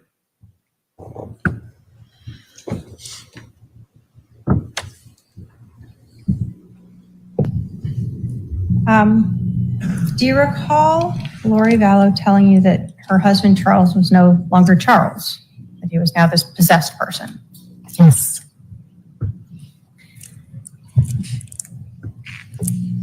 When Lori was talking to you about Ned, was she explaining that this evil spirit was now in the body of her husband? I don't know if she used those exact terms, but that was the impression I got, yes. So the word she used expressed to you that idea that this evil spirit Ned was now in her husband's body. Yes. The other thing that Serena Sharp told us was Lori using that term zombie. You remember how upset the defendant got by her saying that. But again, why would Serena make up any of this? She has no reason to. What she recalls is that that is a term that this defendant used when speaking of people like her husband who were possessed by these evil spirits. We heard from Christina Atwood as well, the same concept that Lori Vallow repeatedly would say. Did she tell you, as well as the other women who were at this meeting in February, That her husband was possessed. yes, So it wasn't just you in a private conversation. correct, She was open about it. yes. So again, we see this ongoing timing of Lori Vallow talking of her evil, dark husband, who she later is authorized under her religion to get rid of. We know as well from Christina Atwood that there is a progression of these beliefs becoming more deviated from the LDS religion as she is meeting with her between February and June when she finally hears those words. From the time you started meeting at these gatherings in February through to June, did you start to see sort of a progression of things that Lori was telling you that seemed outside of your faith? Yes.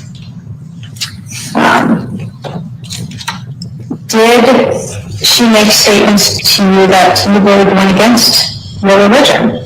Yes. Did she at any point tell you that she did not need to repent anymore? Yes. What is that meaningful to you in your religion? We believe that every single person outside of Jesus Christ has reason to repent.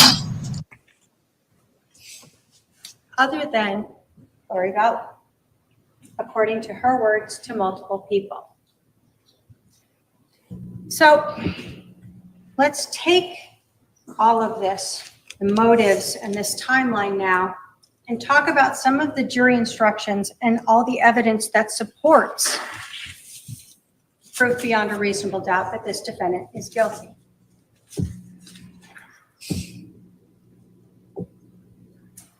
I want to start with talking to you about direct and circumstantial evidence.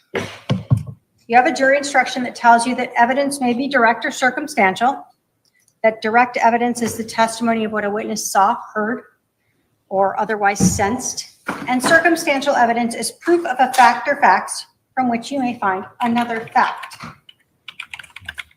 You're told the law makes no distinction between direct and circumstantial evidence. And this is relevant. The witnesses have often been questioned. Did you see, hear, or do that? What you are told is you can actually use circumstantial evidence to convict anyone. But let me give you an example of this. Imagine you are sitting on a beach. Just you, it's quiet. Off to your right, there's some rocks and you can't see around that. While you're sitting there, a person walks by, you watch them walk by and they go around the rocks and you can't see them anymore. And then someone runs up 5 minutes later and they say, hey, did you see someone come by here? You say, well, yeah, I saw them walk that way. That is direct evidence. You saw it. Now imagine you're on that same beach and it's completely empty. You close your eyes for 5 minutes. Just relax. Before you closed your eyes, the beach was completely pristine. And when you open them up, now you see footprints. You can see the toes facing off to your right, the heels, and you see them go all the way around the rocks there. Somebody again runs up 5 minutes later and they say, hey, did someone come by here? And you go, well, I mean, I didn't see them, but they must have gone by in the last 5 minutes because you can see their footprints. They went that way. That is circumstantial evidence. You can infer from that that someone went by and where they went.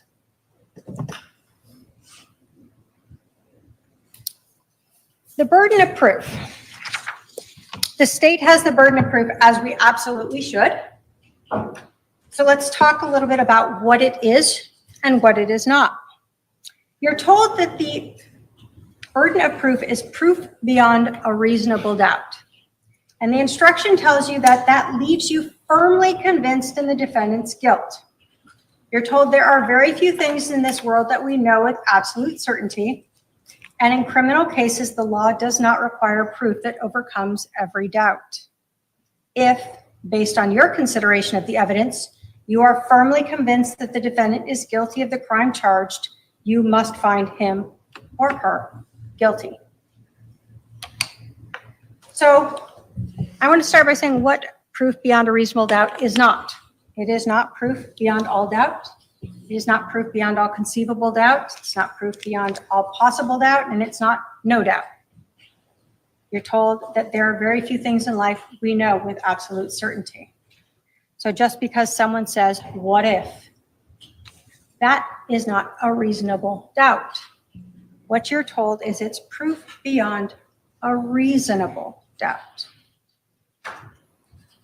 As we go through the evidence and apply it to the crimes, we will show you that there is no reasonable doubt as to this defendant's guilt.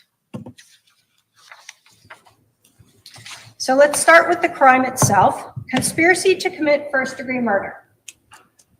There are 3 stages in this, or 3 things the state must prove. 1, that the defendant or her co-conspirator caused the death of another person. Well, we know that Alex Cox shot and killed Charles on July 11th of 2019.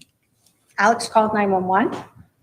Alex indicated he was the shooter. He was the only one home. It was his gun. His credit card or debit card was in there with the gun. And we know that Lori told the police that her brother killed Charles. So we know that he caused the death of, so that. 2, that they intended or knew that she or a co-conspirator would cause the death of another person. When we are looking at this case, we are looking at the defendant's words, actions, and motive. The words and actions of having her brother Alex come over on the 10th with a gun so that he would be there when Charles came over to pick up JJ.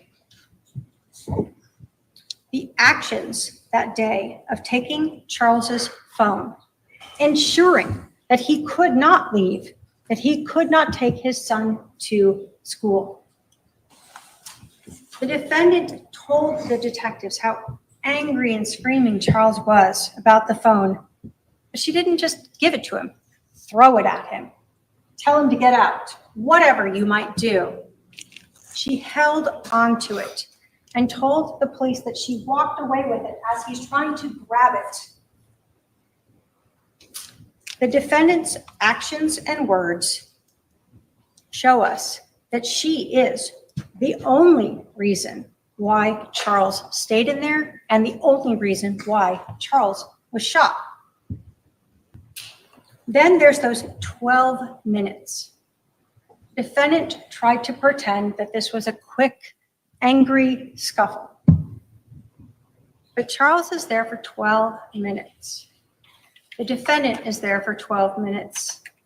Alex is there for 12 minutes before she leaves.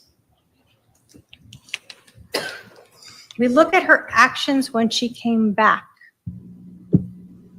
She told the police her brother was hit in the head with a bat.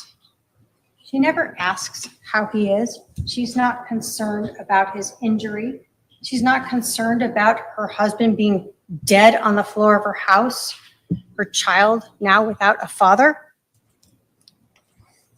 The lack of words that she said there and her demeanor show again that she was well aware of what was going on and part of this incident. We look at her words to Chad, that Charles changed his life insurance policy before we got rid of him. They show her intent to kill Charles. And again, we look at the motive, money and Chad. When did this happen? The first time Charles came back into town after he found out about the affair. Finally, the state has to prove that the defendant or the co-conspirator acted with premeditation. So I'm going to talk to you about premeditation. You have a jury instruction for it, and it tells you that the defendant or the co-conspirator intended to kill another human being or knew she or the co-conspirator would kill another human being, and that after forming that intent or knowledge reflected on the decision before killing. It is this reflection, regardless of the length of time in which it occurs, that distinguishes first-degree murder from second-degree murder. You're also told an act is not done with premeditation if it is the instant effect of a sudden quarrel or heat of passion. It's where you remember those 12 minutes and the calmness of her walking around with that phone and her demeanor. You're told the time needed for reflection is not necessarily prolonged, and the space of time between the intent or knowledge to kill and the act of killing may be very short. So I'm going to give you an example. It's a lot of legalese, and then we'll talk about what we really have here. So imagine again, you are driving your car. You do every day. And you're coming up to an intersection and you see the light turn yellow. And in that second you think, do I want to run it? Or do I want to slam on my brakes and hit stop before I go into the intersection? You think about that, and then you decide, I'm going to slam on my brakes, and I'm going to stop. That is the time it takes to reflect. That is the time it takes for premeditation.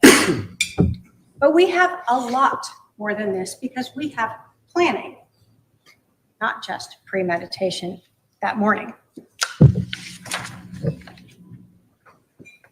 So when we talk about the premeditation that we see, it starts at least back in June, when we have Christina telling us about Alex Cox saying that he wanted to kill Charles, Lori having no reaction to that, and instead talking about drugging Charles. Did you hear Alex making some comments? Yes. And you told us that they made you uncomfortable. What were these comments? He said that he wished that he could just kill Charles. Okay. Was Lori around when he was saying this? Yes, some of the times. Okay. So he said it more than once? Yes. Can Lori first heard of his demeanor when he was saying this about wanting to just kill Charles? It was jocular, just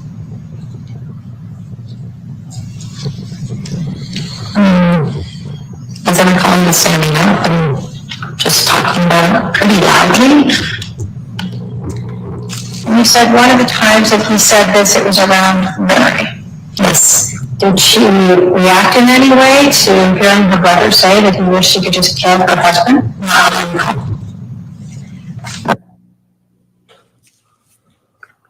By July 9th, or when we start having this planning that we're talking about, we know that Lori Vallow is living in a house paid for by Charles Vallow. We know from even her statements to Detective Enclan that she doesn't like Charles, is what she says, but Charles won't file for a divorce. We know from her words and text messages that she wants to be with Chad Daybell, but Charles is her cash cow. She hasn't worked. He pays rent, car, cell phones, her travel. And so as far back as June 9th, we're already hearing that Alex and Lori would like to not just get rid of Charles, but kill him.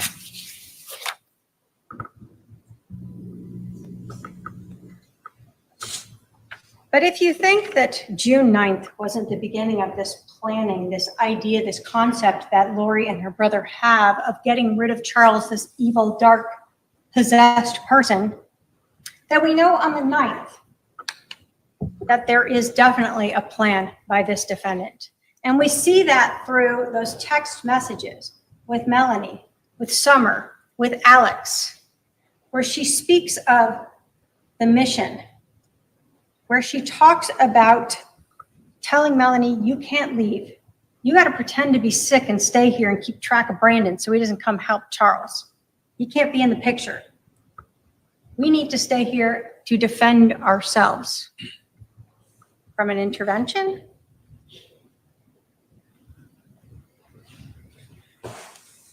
The 10th, again, we have Melanie who is talking to her and saying, that she wants to just go to this wedding. And what does Lori tell her? No, you have to stay here for the mission. The mission of stopping an intervention? No. As we continue through the 9th, we see Lori getting everyone lined up to help her. Alex, where he again is told that he will be like Nephi, just like her. Now Lori tells him it's an intervention. Everyone knows, Adam told you what's an intervention? It's talking to someone. It's common language. But that's not what the defendant wants to happen. She doesn't want Charles to divorce her and lose his money. She doesn't want this intervention to happen where she loses her temple recommend. What she wants is to be like Nephi and get rid of her husband.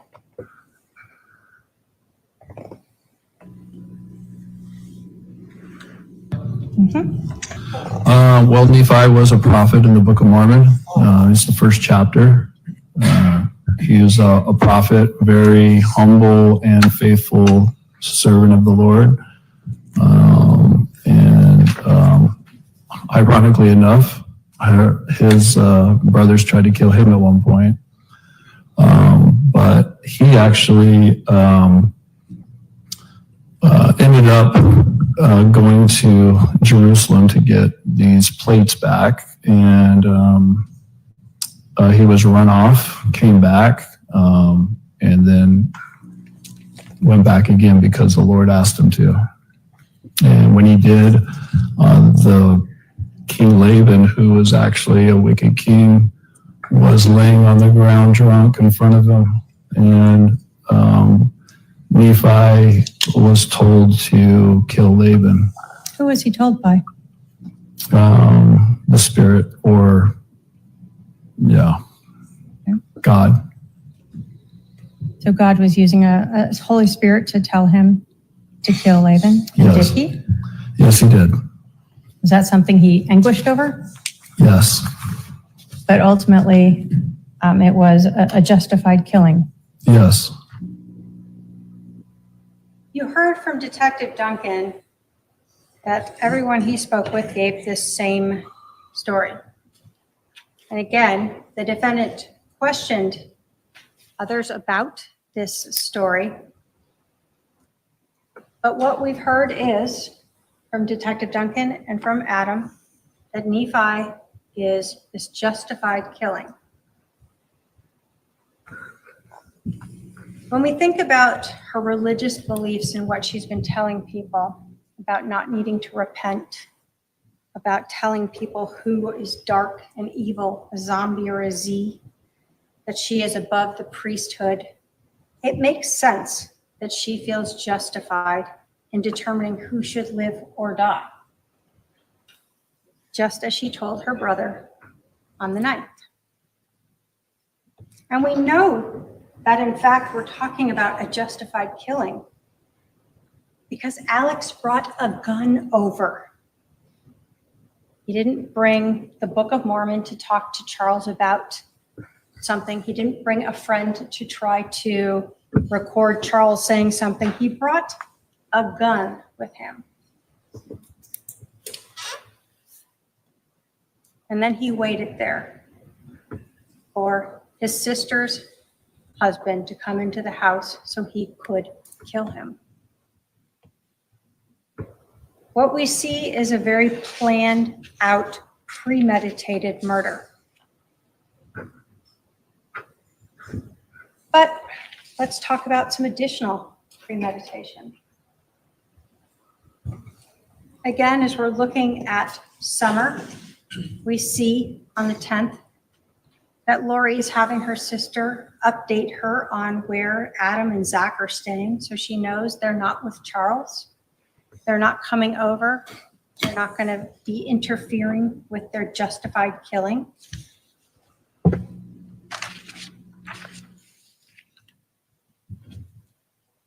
And there's that 12-minute time where the defendant desperately wanted to rewrite the timeline as they told the police that day. This just happened.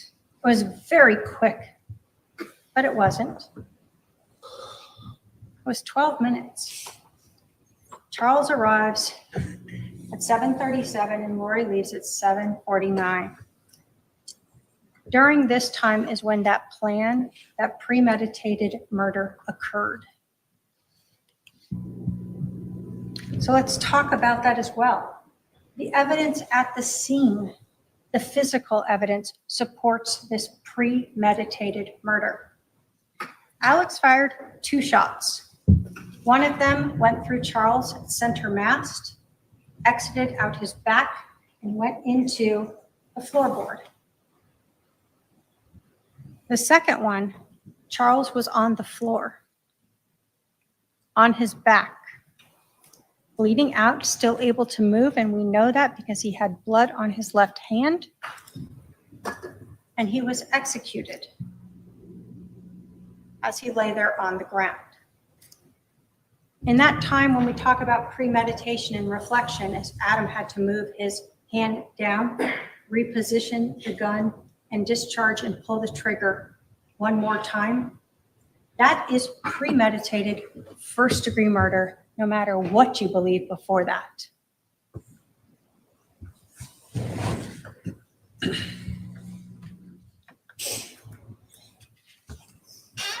Again, when we talk about that physical evidence, we saw the fact that the location of that bullet defect in the ground matched right under Charles's left shoulder.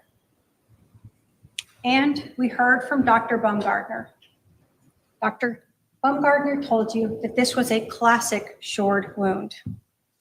And no matter how many questions could be asked about him of maybe a bamboo shirt might stop a bullet in one location but not in another, or how many matrix-like hypotheticals where maybe Charles bounced back up and then on his way down The bullet slowed down through him and waited till he hit the ground again before it exited. Dr. Gardner told you, no, those hypotheticals, those issues did not make sense. He's never seen a t-shirt stop a bullet in one location or at all. And we know Charles didn't bounce because we know he had no injuries to the back of his head. This also tells us a little bit about the shooting itself. When Charles was shot that first time through center mast, he did not fall straight back and land onto the ground, laying there on his back. If he had, he would have had bruising, abrasions on the back of his head when he hit the ground. He didn't have anything on the back of his head. Where did he have abrasions? On his knees. When he fell to the ground after being shot, do we know how long it took him to roll over, to fall onto his back before he was then shot a second time because he's still alive? You heard it could take up to 2 minutes for Charles to have died, and then he could have spoke and moved during that time period. What we do know is that he eventually ended up on his back. And while he was on his back is when he was shot the second time by Alex. This defendant and her brother in that house waiting and making sure that Charles was dead, murdered, executed. Words, actions, motive, and physical evidence all tell you what happened that morning. So let's talk about conspiracy. And I know there are a lot of layers here, and I'm just building them up for you. You're told in your jury instructions that conspiracy requires proof. One, the defendant agreed with one or more persons that one of them or another would engage in certain conduct. So again, we look to Lori Dallow's words. What she had been talking about for months, Charles being possessed, being dark, wanting to kill him, the discussion on June 9th, poisoning him or drugging him previously. And then when we got to July 9th, it is all coming to a head. We will be like Nephi. Her actions, having Charles come to the house, instead of him staying there, she had him stay away. Why? Because if Charles stayed at the house, couldn't have Alex come over with a gun and be ready to shoot him, right? You got to have him come in. Her actions of inviting her brother over with a gun the night before so he would be there. She knew when he would show up. He texted her, I'll be there at 7:30, pick up JJ. But most importantly, why did Charles stay in the house? Lori told the detective that Charles initially was like, oh, I'll just stay here for 20 minutes and then I'll take JJ to school. Well, she wasn't going to kill him in front of JJ. Oh, take JJ to Burger King. Get him out of the house. Go put him in the car. And he does that. But then she takes his phone. And she won't give it back. What she told the detective was, before this alleged Tylee bat, whatever thing you want to talk about there, that she had Charles's phone and was asking him about texting Adam. Of course, that's interesting because how would she have known that? We know she had the phone actually for a while before she did that interview. She tells the detective numerous times that Charles is telling her to give him back his phone, and she will not. That she's walking around. He's trying to get the phone. She won't give it to him. Why? Because she needs Alex to come out. He brought that gun over for a reason.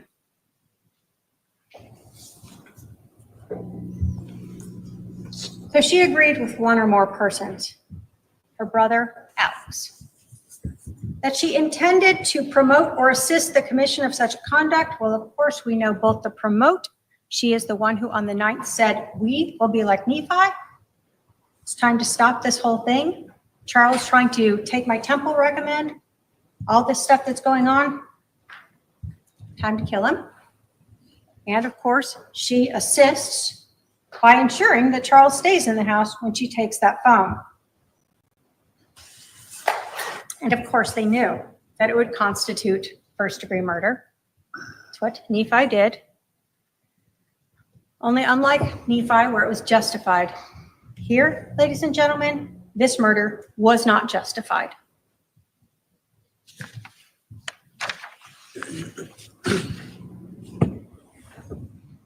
Finally, think about the demeanor when you're thinking about, again, words, actions, motive, and demeanor. When Lori comes back to the house, she is very, what did we hear that word many times? Nonchalant, calm, no questions about her brother, no questions about her husband, no questions about the house, just laughing about her neighbors. She is in absolute agreement with what has happened. She knows what's happened and she's calm and good with it because she doesn't need to repent. She is able to determine who should live and die, and she has done that.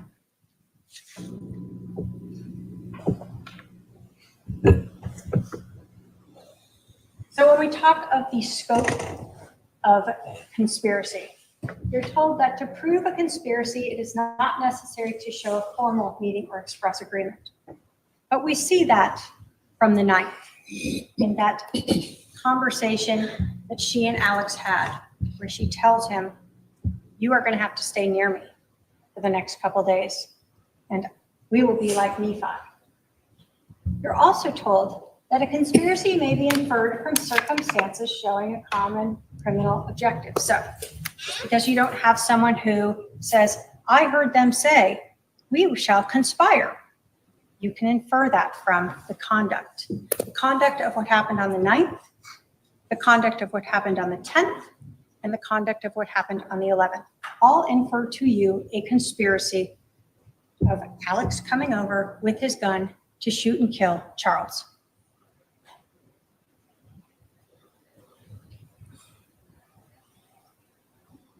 As we again look at this and this conspiracy, again, we're looking at the same words and actions.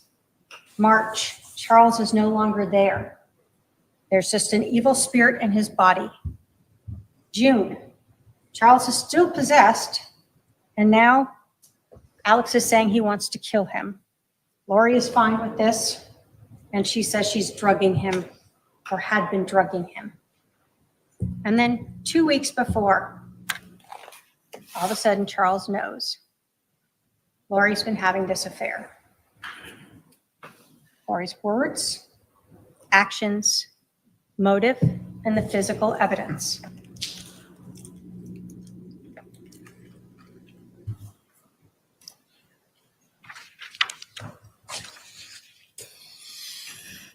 Conspiracy, again, we see that Lori and Alex know exactly when Charles is showing up. Alex doesn't go to the door, according to Lori, and confront Charles or tell him we'll send JJ out and you can leave with him. The world is so difficult. How hard would that be? Bring JJ right to the door and let him leave with his dad. No, you aren't going to shoot him outside. You want to make it look like self-defense inside. As you go through this and we think about what's going on, the defendant doesn't even care. She wants her husband killed so bad that she's willing to let her brother bring over a loaded gun in an unlocked gun case in a house with a 7-year-old autistic child. That's fine. When the defendant was questioning Detective Enclan, she was talking about how hot it was outside. JJ's out in the car. But she has no problem with an unlocked gun in the house with the kid and she's worried about her child out in the car? She's not. We know that because she's the reason Charles doesn't go back out into the car and leave. She keeps him there in the house. She is why JJ's out in the car alone. She has to keep him there until Alex comes out and can shoot and kill him. When we talk about that premeditation, obviously we're talking about that message. We know from the 9th on, they are premeditated, they are conspiring, and it's all heading to July 11th. We look at the timing of this, and this is actions and non-actions. Charles is in the house for 12 minutes. After those 12 minutes, they wait 47 more minutes before they call 911. Why? To stage the scene. No CPR is performed. They wait for Charles to be dead, and then they talk during this time period. They talk. They could call 911, but nope, they're going to just talk. So again, you're looking at their actions, what happened and didn't happen, and the motives.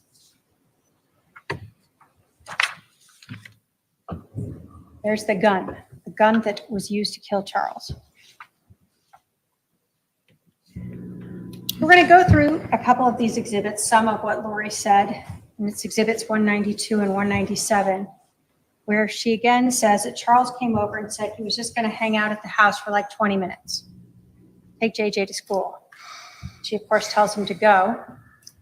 And when JJ is out in the car, she has Charles's phone, and she won't give it back. And no matter how much she says that Charles is screaming at her to give the phone back, she won't. And all of this conversation about Charles demanding the phone back is prior to her statement to Detective Enklin that Tylee comes out with this fact.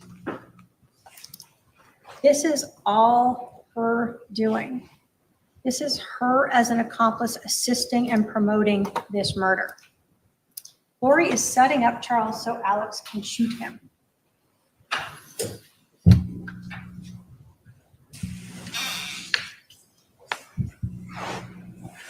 And with JJ, and so he put it in the car, in the driveway, and then he came back in, right? So I kissed JJ goodbye. He came back in, and his phone was on the counter, and I had his phone.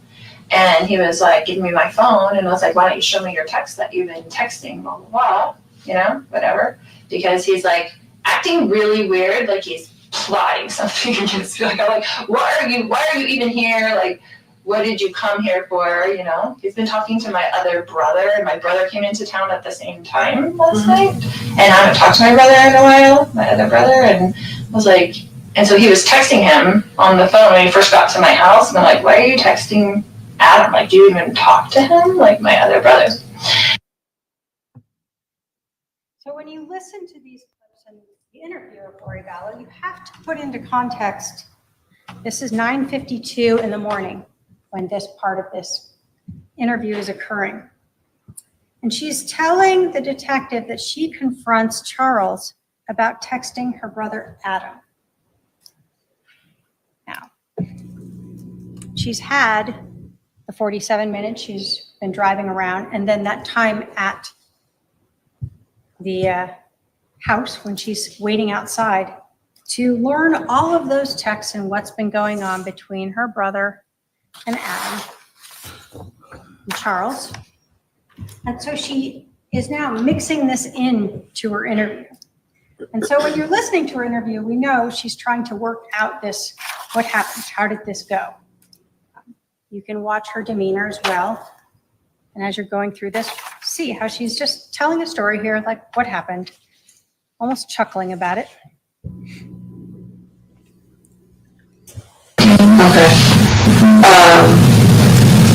So this morning he comes back in and... He comes back in, I don't give him his phone, he was screaming at me to give him his phone. He was very worried about whatever was on his text that he did not want me to see. And so I was just holding it there and he was screaming at me.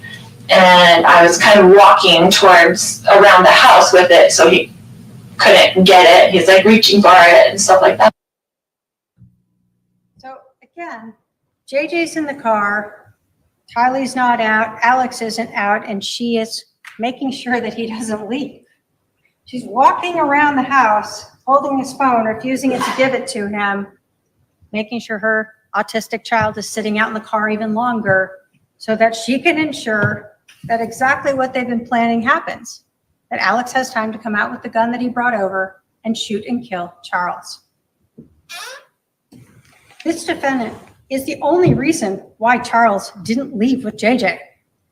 This defendant is the one who provoked Charles by taking his phone and refusing to get it back. This defendant is the one who ensured that Charles was inside without JJ so Alex could shoot him. And this defendant is the person who set up Charles so that her brother Alex could shoot him. So let's talk about staging the scene.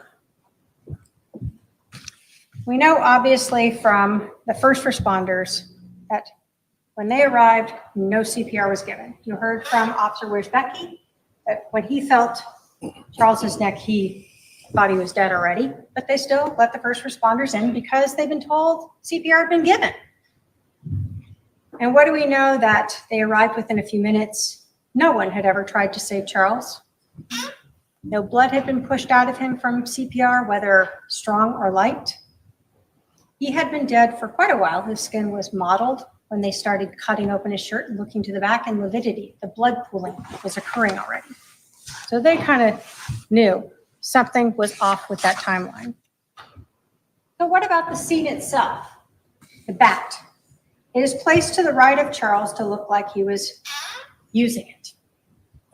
He got shot and it went flying behind him. Well, obviously we've heard from Kay, Charles's sister, that he was left-handed. We know from the blood evidence on his hand, he was left-handed. There's no damage to that mirror. There's no damage to the drywall. There's no damage anywhere, like this bat is being swung around in this horrific fight that's going on of grappling. The injury to Alex Cox's head. You heard it was a small 1-inch cut that he was using a paper towel to pat, and at times, as you watch that Exhibit 1, rubbing it, making sure it stays bleeding. There is no blood at the scene from this giant grappling thing going on that Lori Vallow wanted them to believe. His head is bleeding and they're grappling around and he's being beat with this bat, and yet not one drop of blood on the floor. Not one drop of blood going down the hallway when he put that gun away. Not one drop of blood on the gun itself. And then the shoes, left by the door to look like Lori Vallow had run out in fear after this horrific incident that they planned. But we know from the Walgreens video is that she did enter the store with shoes, something on her feet. So we're going to go through. We know Charles, again, left-handed. Field with your brother. Yeah, What position did your brother play? he was a pitcher. He was very, very good. He was a left-handed pitcher, and they're very hard to hit against. Okay. Did he bat right or left-handed? He was left-handed. Did he do everything left-handed? Yes. Left-handed? So we know that Charles batted left-handed, not right-handed. And what we know is Lori Vallow had a story about how Charles was using that bat. And it becomes very important as well when we're talking about the staging of the scene. This is Exhibit 193. Yeah, she was outside, and what happened? Then they got up from that, and my brother had like stepped back, I guess, and then Charles was coming with me to that, yelling at me to give him his phone still, because I had it in my hand. It was all really quickly, and then when I went around kind of in the circle, then my brother was there.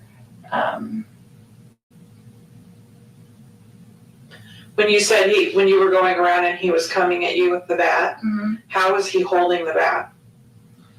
Just like that, like backwards. One arm. Like he was swinging it backwards? He would have done Like he would have swung it backwards at me, not frontward. okay. So Lori Vallow detected and planned that Charles is swinging the bat backwards. Now, if the bat was like this when he was shot, his arm would have been shot. Covers his center mass. So we know he wasn't here. So if he's out here, where would the bat go? Down, out, somewhere that way to his left. It would not end up thrown up above him. And if it wasn't there again, Charles would have been shot through the arm. Obviously, Alex forgot that Charles was left-handed. So when he placed that, like he was coming at him with a bat, their stories didn't quite match up with the evidence. So if we rely on Lori's story of how Charles was holding the bat, then there's zero way that that bat would end up where it ended up. And again, we know he's left-handed from not only Kay, but his own admissions of that blood on his hand. So we see the scene is staged, this bat that is so necessary to try to ensure this justified killing is legally justified and not just spiritually justified. When we talk about the scene as well, and you're looking at where Charles was, at least when that second shot went through him, you can see in the photograph to the right, the shot to Charles's chest, right between his nipples, and the shot to Charles's abdomen down lower. We know that that first shot through his chest, that Charles would have been facing a little more towards the open area there where we see the hallway and the kitchen. We know that because there was the bullet trajectory Detective Coons told you about that entered that far east wall. We know there was stippling, and so the defendant would have been, well, her brother would have been within 2 to 4 feet of the muzzle of that gun, within Charles 2 to 4 feet. We know from the lack of that injury to the back of his head that he didn't fall straight back. We know from the blood on his hand that he was still alive after he was shot. And we know the lack of stippling for that shot to his abdomen and that trajectory, and even the defendant's own statements that she saw her brother at Charles's feet, that he would have stood there at Charles's feet when he fired that second shot as he was laying on the floor. You have the bat, Exhibit 249. You can look at the edge of it. You see the photograph of the edge of it. There is no blood and no damage to this bat. Regardless of how many times the defendant was hoping that blood was invisible, we have all cut ourselves and seen that blood is red. And there was no blood on this bat. There is no blood on this bat. There is no damage to this bat. So you have a semi-professional baseball player who has a bat in his hand, and he sees someone with a gun and doesn't beat him with it, take his head off with it, knock him unconscious with it. Instead, all we see on this bat is 0 damage and 2 partial prints. No prints of a body or smushed skin on it. Someone that's sweating from a fight that's left a large arm print on it or anything else. Nope, just 2 partial little prints on it. When you think about what is there and what isn't there, does the evidence of this bat fit in at all? It doesn't.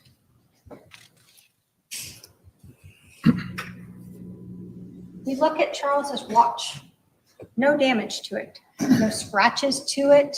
No dings to it as he's grappling on the floor like Lori wants you to believe.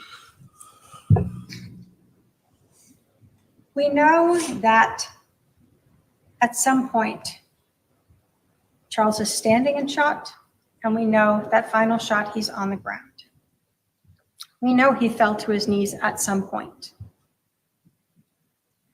And when you look at that physical evidence and the lack of damage or anything on that bat, again, what makes sense is that Charles fell to his knees after that first shot. We know that there is 12 minutes where the defendant and her brother are still together there, so that Alex can get this 1-inch cut to the back of his head that's barely bleeding, that he uses a paper towel to dab at and rub. The shoes that the defendant ran out of on her way out. You have the exhibit. You can see black straps across her toes as she enters and exits the Walgreens. And then you see that she's wearing the flip-flops when she comes back to the scene. What do we know? That the police did not search Charles's rental car.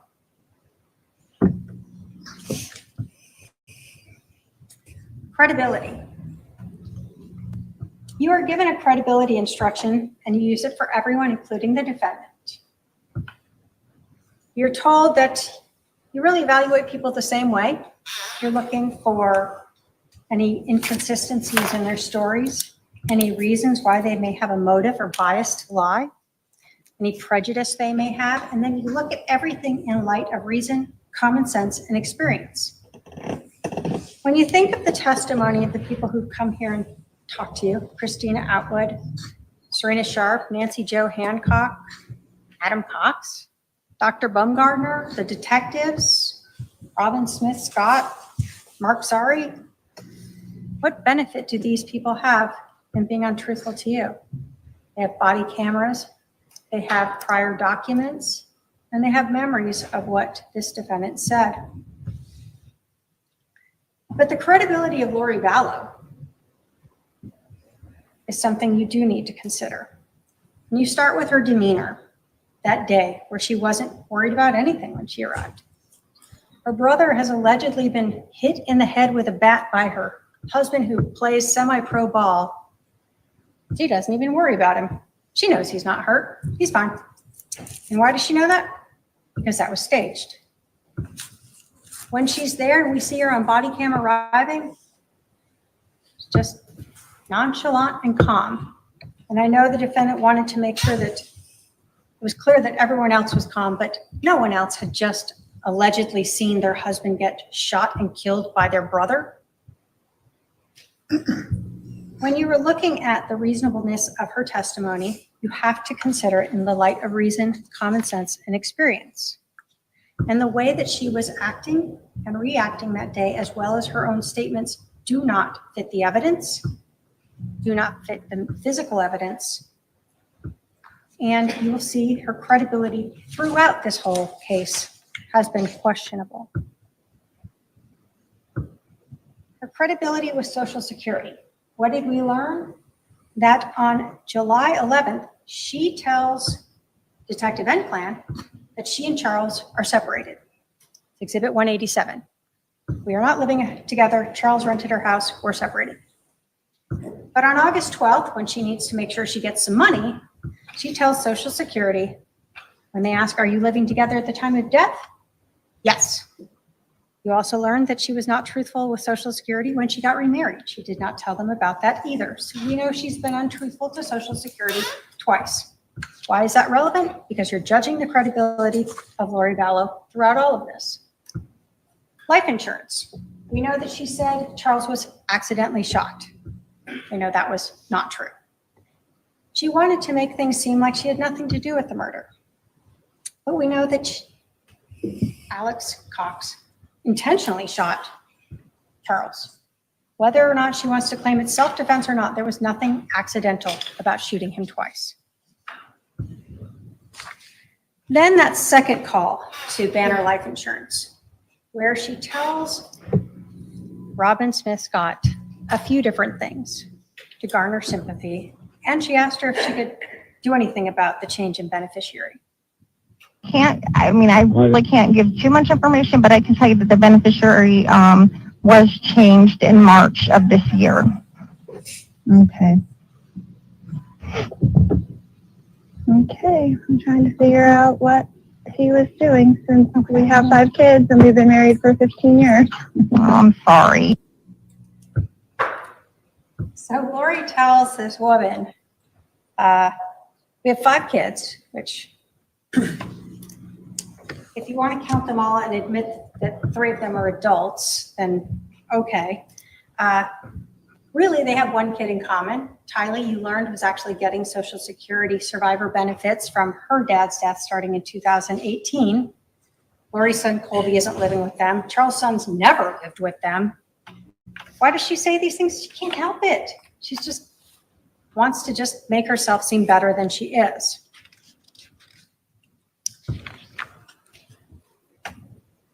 What about the credibility of her interview, even during the police interview? We've talked about a few things, but one of the things she told the detective. And I didn't find anything or whatever. And then he filed something against me and said, I'm only going to get supervised visits because I'm crazy and blah, blah, blah, you know, the story.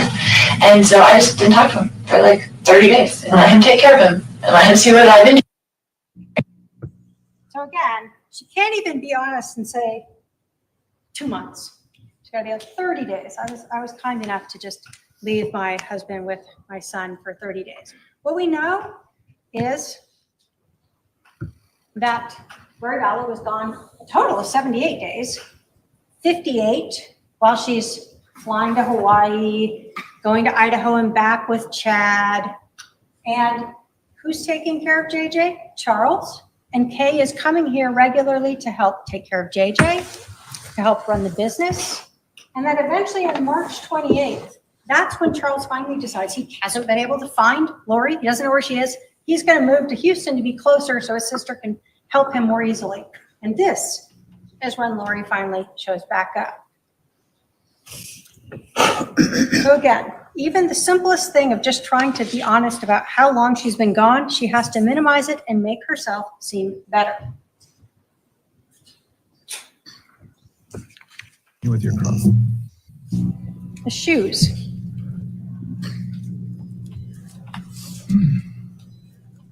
Oops.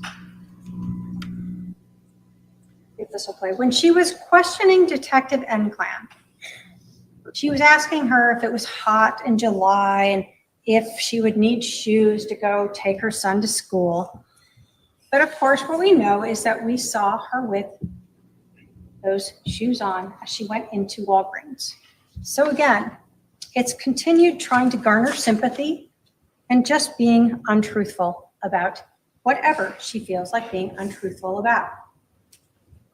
And then we look at the credibility in that timeline, that body cam. You know, now that you're not in Santan, this is your home? Right, Yeah. right. Okay. We just moved in here. Gotcha. How long have you guys lived here? I'm sorry? How long have you lived here? Like 3 weeks. Oh, geez. Yeah, okay. That's why the neighbors don't know us. Gotcha. Like, hi neighbor, sorry. Are you working? So here she is, 47 minutes after leaving the house, laughing and smiling with the detective about the fact that her husband is dead inside the house. Her brother is sitting on the curb, allegedly with this very serious injury from a baseball bat. When you look at that credibility of the defendant, you have to look at everything together and what fits, again, with the physical evidence and what doesn't.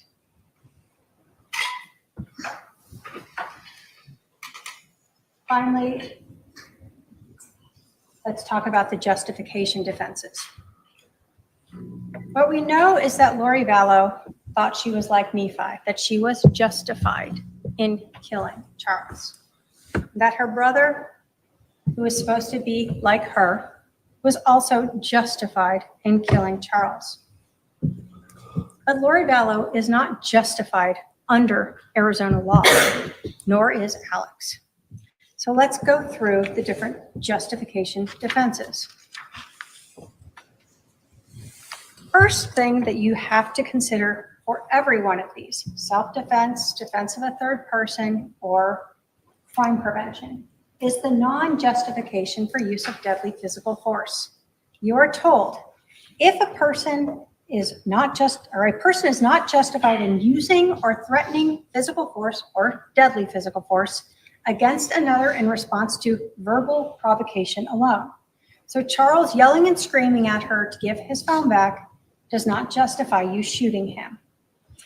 Or a person is not justified in using or threatening deadly physical force if the defendant or co-conspirator provoked the other's use or attempted use of unlawful physical force. So we know here Lori provoked Charles by taking his phone and refusing to give it back. So again, when we look at every one of these defenses, you'll see not only do they not apply, but none of them is the defendant entitled to. This is not self-defense.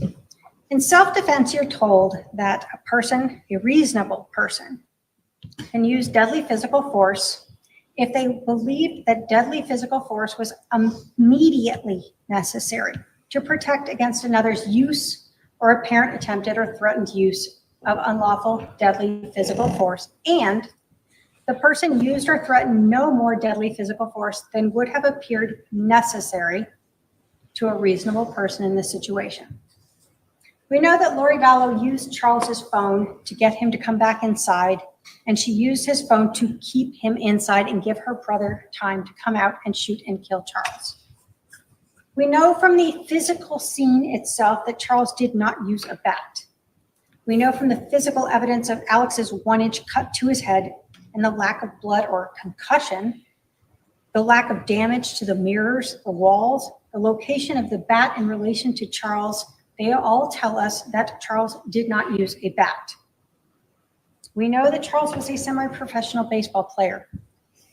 This would not have ended that way if he had had a bat. But even if you somehow think that he did have a bat and he was swinging it at Alex, the defendant, whoever, he still was not justified in shooting him when he was on the ground. It has to be immediately necessary to protect against another's use. When Charles is on the ground and he is shot that second time, there is no threat to anyone. And so that is not self-defense.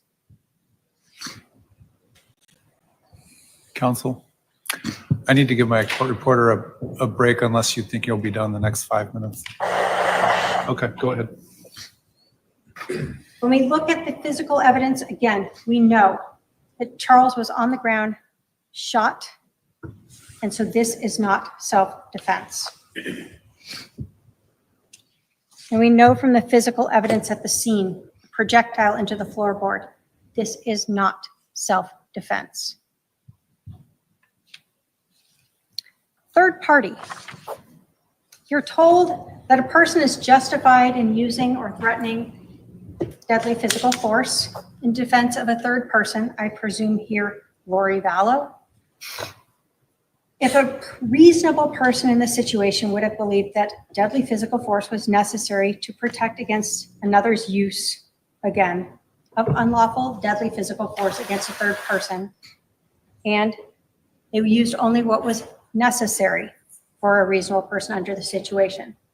What do we know? Lori Vallow told Detective Enclan that she wasn't even in the room when she heard the shot, that she had gone around into the kitchen. Who's he protecting at that point? What third person that's no longer there is he protecting? You can't protect against a future, what might happen, or what already occurred. It has to be now. And Lori Vallow herself put herself outside the room when her brother shot Charles.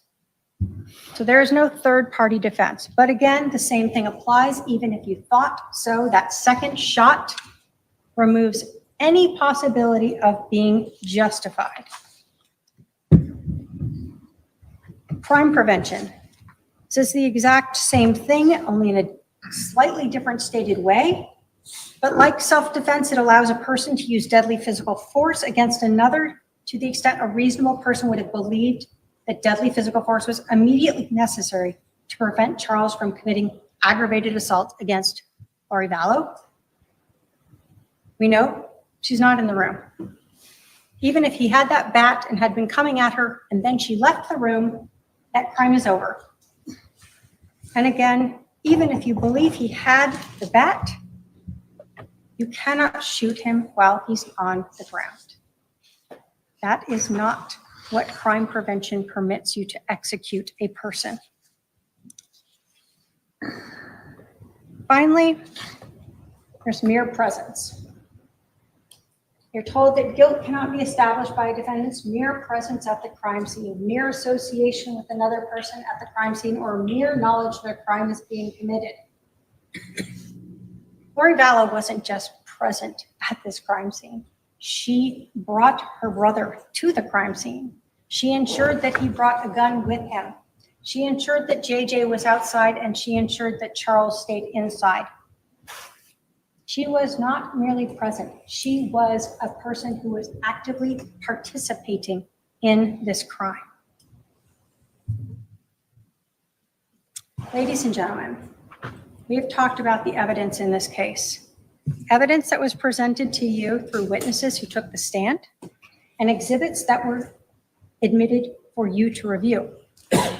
Remember the evidence of Lori Vallow's motive. Charles's life insurance, Chad Daybell. Remember Lori Vallow's own words of wanting to get rid of Charles, of drugging him, her acceptance of her brother's statements that he wanted to kill Charles, how she used Melanie and Summer to plan her mission and ensure that Charles didn't have help from Brandon or Zach or Adam. Her words to Alex about it all coming to a head, that he had to stay near her and they would be like Nephi, justified in killing Charles. And finally, her words to Chad Daybell on July 18th, confessing to the killing when she said Charles had changed the life insurance before we got rid of him.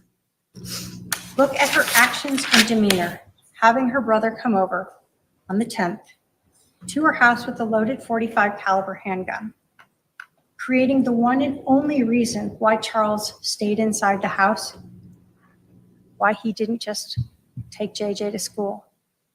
The 12 minutes that Charles is at the house before Lori leaves in the car, the 47 minutes after that before they call 911, her demeanor when she comes back, not caring that anyone has been hurt, her demeanor on the body-worn camera, during her interview, what you heard about during the drive. Think about her credibility, how she cried for you in her opening statement. You certainly didn't see her cry on that body camera footage. You didn't hear about her crying as she was being driven to the Family Advocacy Center, and you did not see her cry in her interview. Finally, think about the physical evidence that proves that Lori and Alex staged this scene, that Charles was never in possession of that bat when he was shot by Alex or either of the shots, that instead he was executed that day for this defendant's benefit. The physical evidence disproves beyond a reasonable doubt that Lori Vallow and Alex Cox were justified under the law in killing Charles. The jury instructions tell you to use reason, common sense, and experience. Charles Vallow is dead today because this defendant and her brother Alex Cox conspired to kill him. They planned it out, and they had their weapons, and they orchestrated a way to ensure that Charles was back in the house where he was shot and killed for money and Chad Daybell. The evidence proves to you that Lori Vallow Daybell is guilty of conspiracy to commit first-degree murder, and the state asks you to hold her accountable and find her guilty. Thank you. All right, we're going to take our 15-minute afternoon recess. I'll remind the jurors to remember the admonition. We'll resume in 15 minutes. All right, for the drink.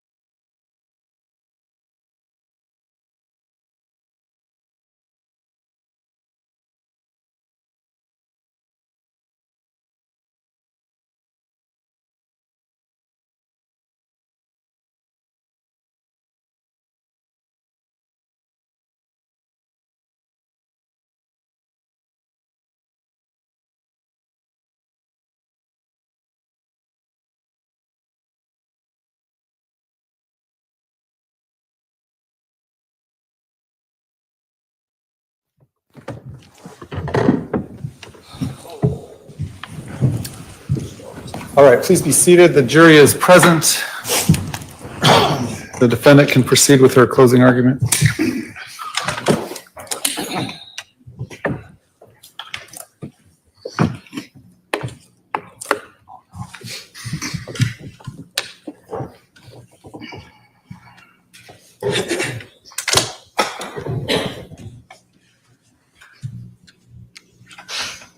Ladies and gentlemen of the jury, the state of Arizona has the 100% burden of proving that I committed a crime, a grievous crime, conspiracy to commit premeditated murder of my husband, Charles Vallow.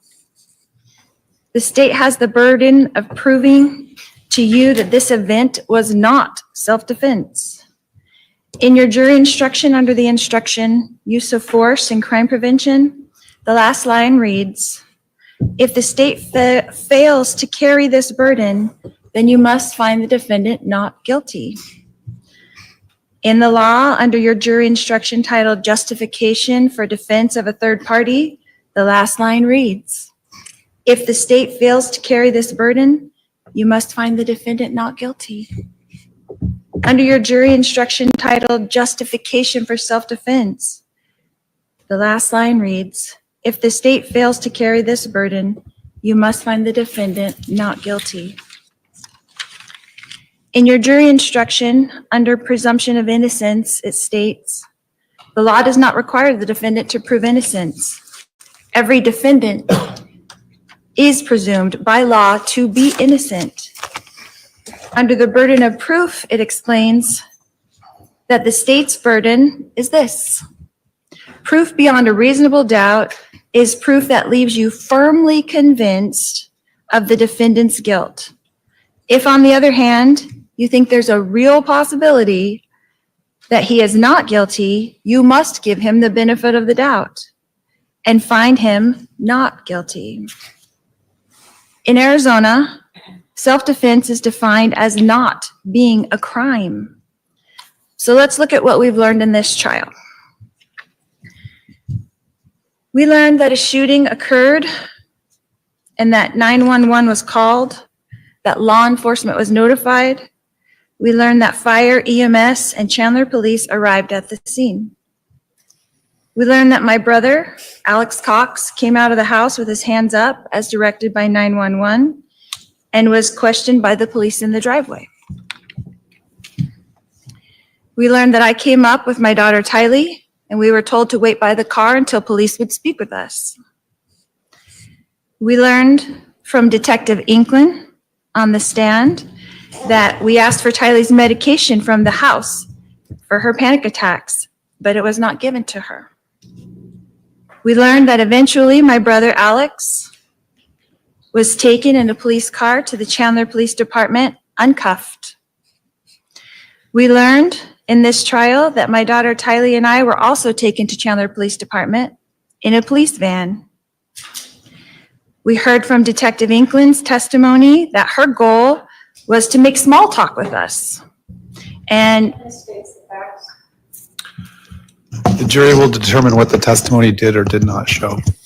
Go ahead.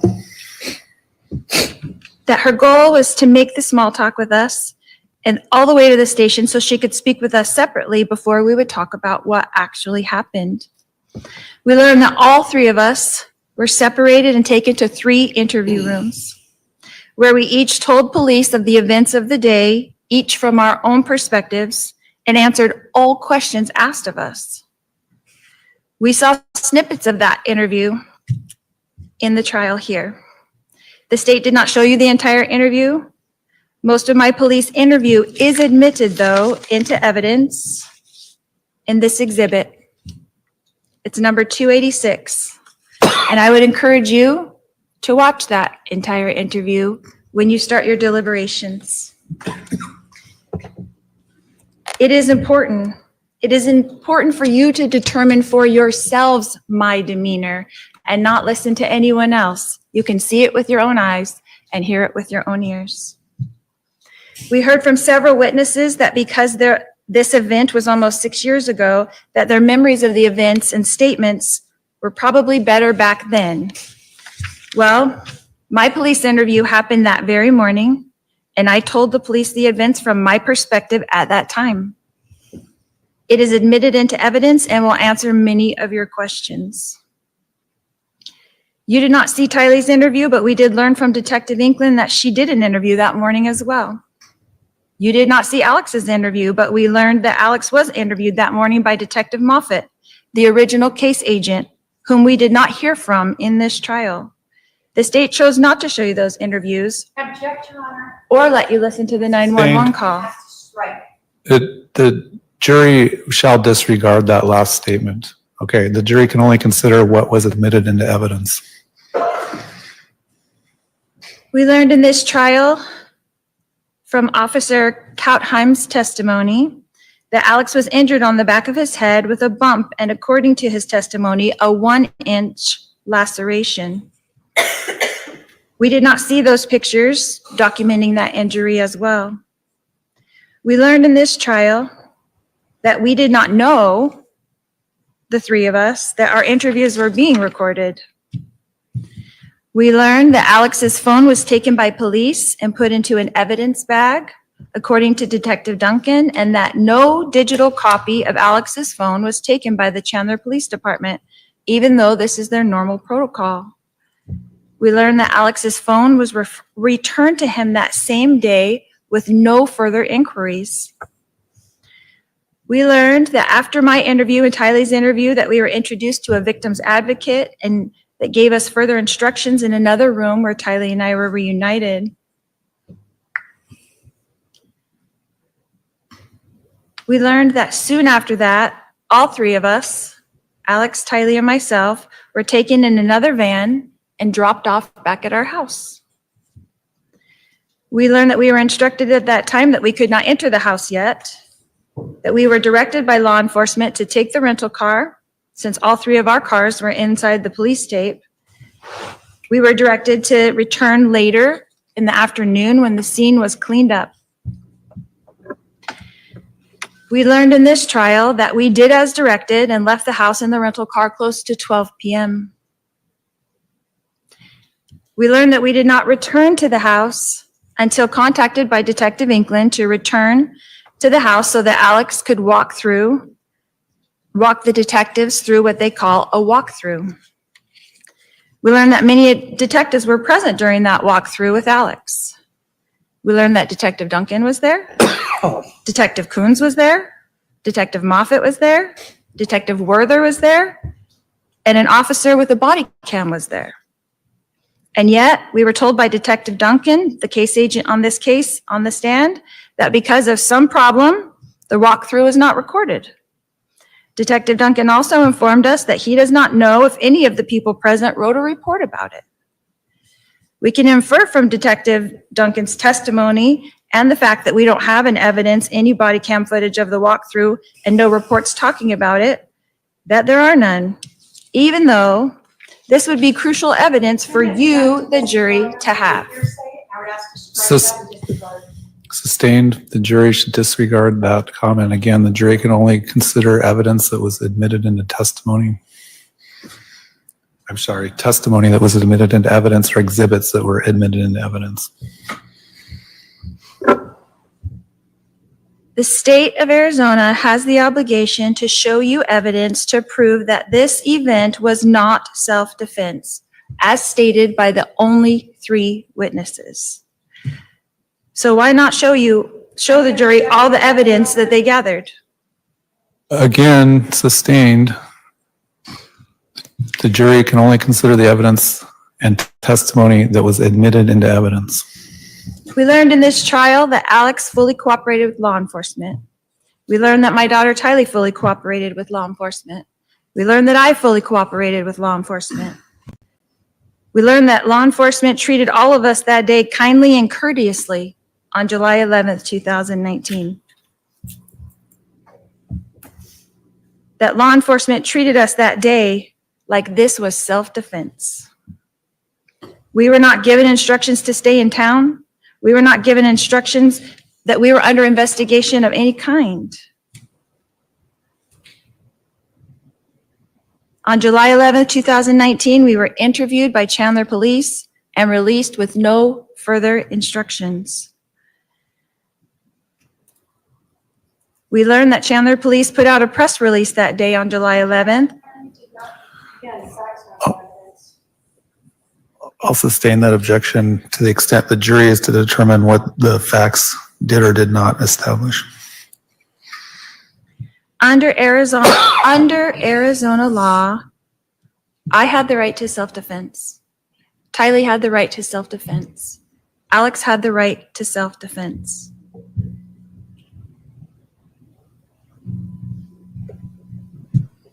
This event was not planned or expected. It was shocking. We learned in this trial that Chandler Police Department neglected to do a thorough investigation. We learned that they did not swab Alex's hands for gunpowder residue. We learned that they did not swab my hands for gunpowder residue. We learned that they did not swab Tylee's hands for gunpowder residue. We learned that they did not luminol the gun. We learned that they did not luminol the bat. They did not test the DNA on the bat that they collected. They did not test the floorboard. They did not test the projectile. They did not test my husband's shirt. They did not search the rental car. They did not search any of our 3 cars that were there at the scene. They did not test the gun until over 5 years later. The Chandler Police Department did treat this event just like it was, self-defense, and a tragic family event. We learned in this trial that Charles and I were obviously having marital problems. Regardless of what was happening in our marriage at the time, on July 11th, this was self-defense. When Tylee came out with the bat to protect me, her mother, Charles did not have to take the bat from Tylee and start swinging. At 62 years old, Charles had a choice that day and could have put the bat down. A 2-minute period changed our lives forever. How are you supposed to choose between 3 people you love? Your husband, your daughter, your brother? Testifying at this point? All right, hold on. All right, I'll caution the defendant not to testify about things that were not entered into evidence.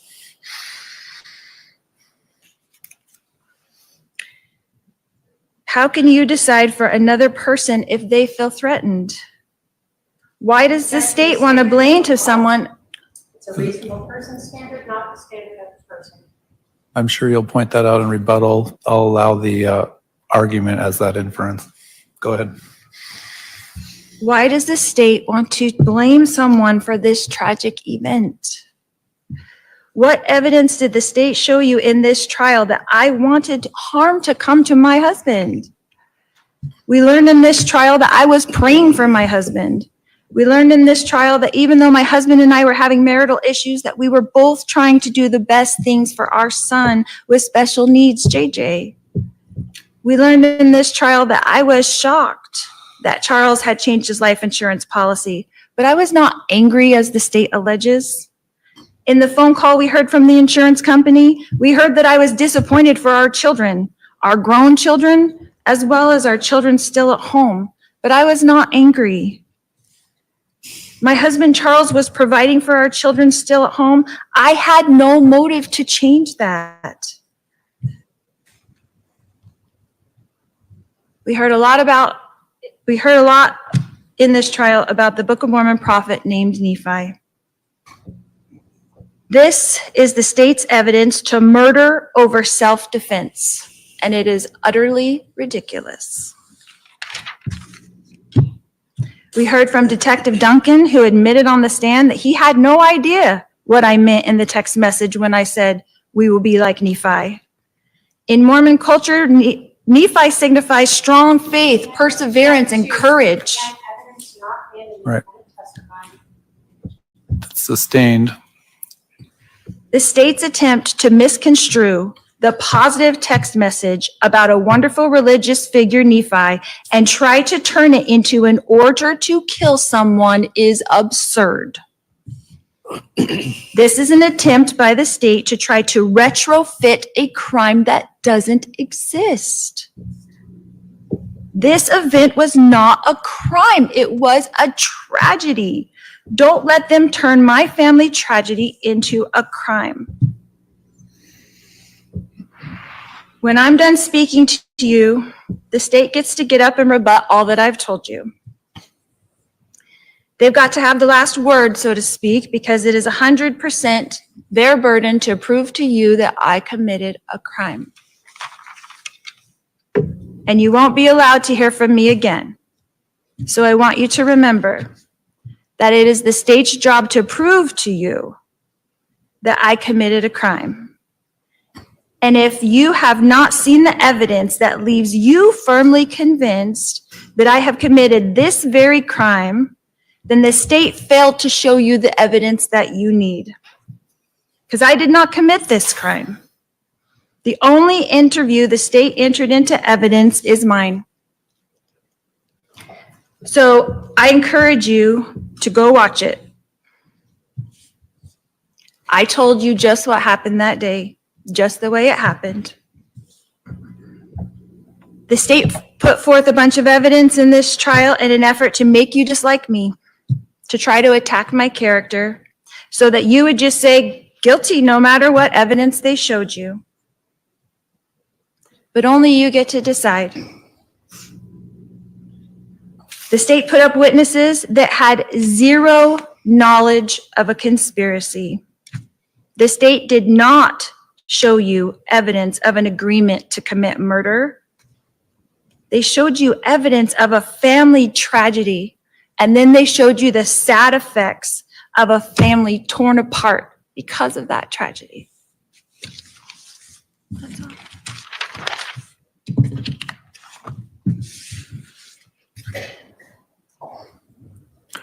All right, the state does have the burden, so I have the right to open and close the argument. Do you want to give a rebuttal close? Go ahead. The execution of Charles Vallow is not a family tragedy. There is nothing that you can say about shooting a man as he lay on the ground that you can try to construe in any way to make that a family tragedy. This case is about the defendant, not Alex Cox. Alex is involved in it because that is her co-conspirator. We are not here to determine his guilt, albeit it is quite obvious. This defendant wants you to just look at one piece, and she wants you to hope that there's only a person who will say, I saw, I heard the conspiracy. But what did you hear in every instruction is that you can look to other evidence to show that. This defendant wants you to forget about her words and pretend that when she told her lover, her soon-to-be husband, we got rid of him, that he changed the life insurance before we got rid of him, that somehow means what? That they killed him. And he changed his life insurance before they killed him. What does that tell you? That tells you motive, and that tells you who did it. This defendant is one of those we because she's writing it.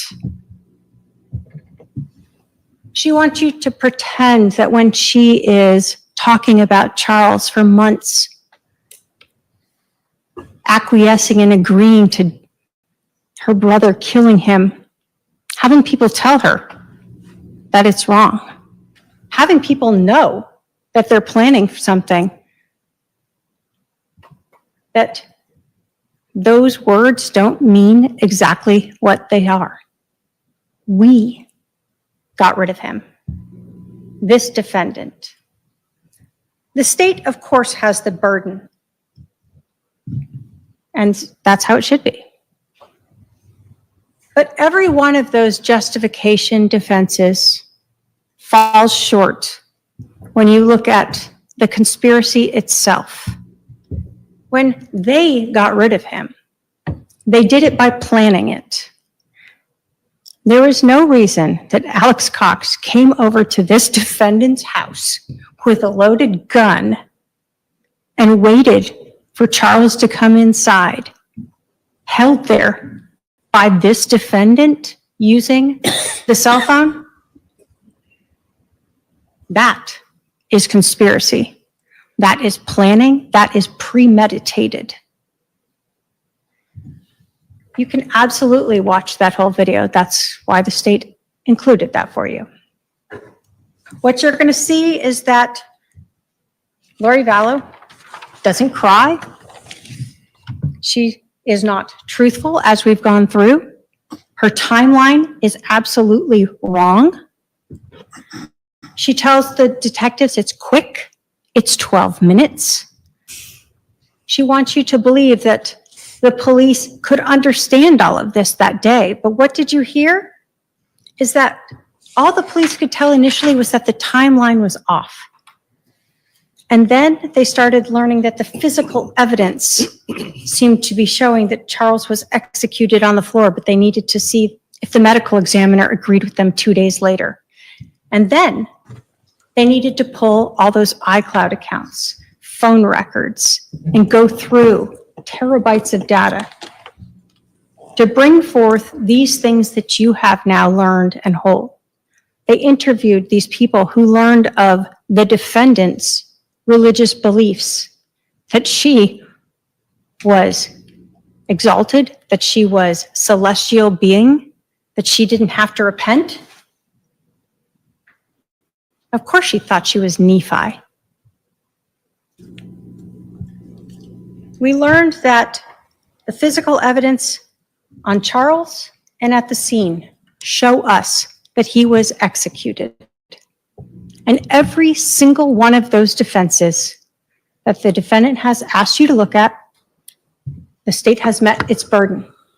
Because even if you somehow believe that Charles actually had that bat and it wasn't staged like the rest of the scene with the shoes and the lack of blood there, that second shot is not justified for self-defense, crime prevention, or third-party defense.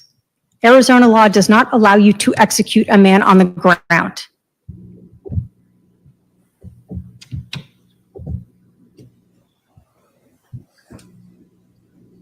The defendant wants you to believe she was shocked and surprised by this, and yet she goes wandering around, goes to Burger King, Walgreens, drops off her kid, comes back and jokes about her neighbors. Not one action of a person shocked, surprised. She wants you to feel bad for her daughter, Tylee. You saw her there. You heard from the detectives. She's also not shocked, crying, upset, worried. And you saw Alex. Same demeanor. Why? They've had 47 minutes to work it all out. Go through Charles's phone, figure out what they're going to say. They've talked on the phone twice in this time period. This case relies upon all of the investigation that the police did.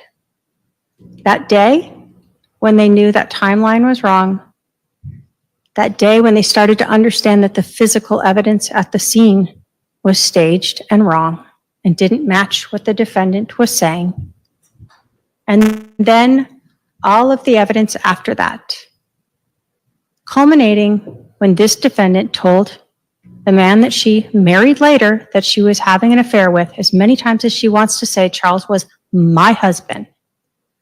She didn't want him as her husband. She wanted Chad Daybell.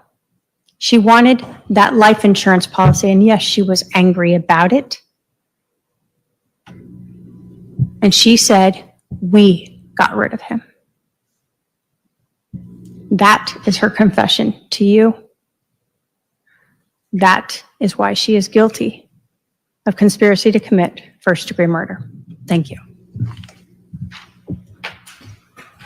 All right. Do we have Izzy coming over?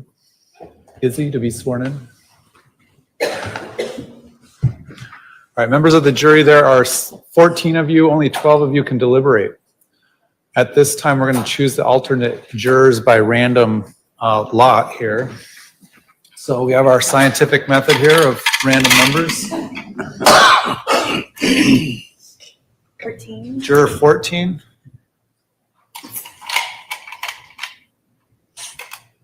5. Juror 5.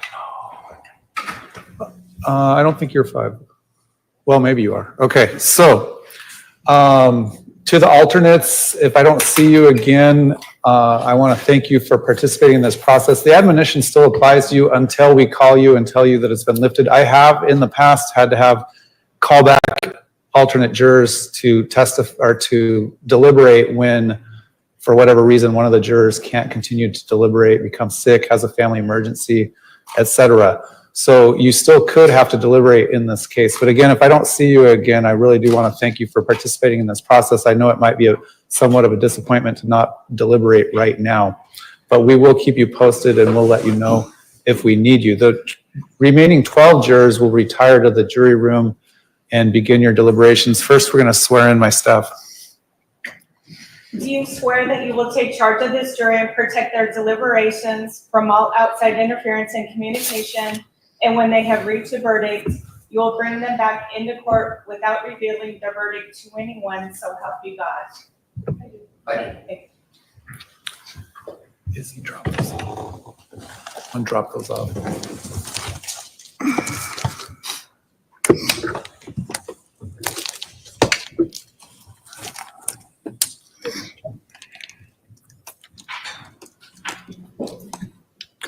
All right, to the jury.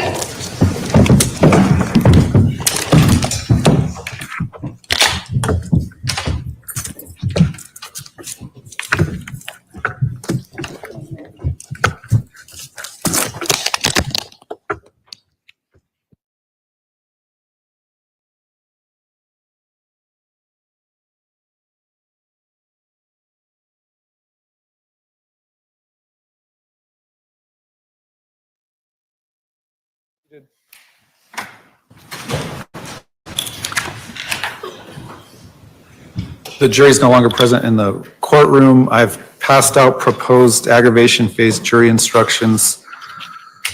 In the event that there is a verdict of guilt, the state elects to proceed with an aggravation phase of this trial. So I'll let the parties review that. It's not too long. I could just stick up page 3. That's as a 3 in it. Got it. All right, we'll be at recess until we hear from the jury. All right.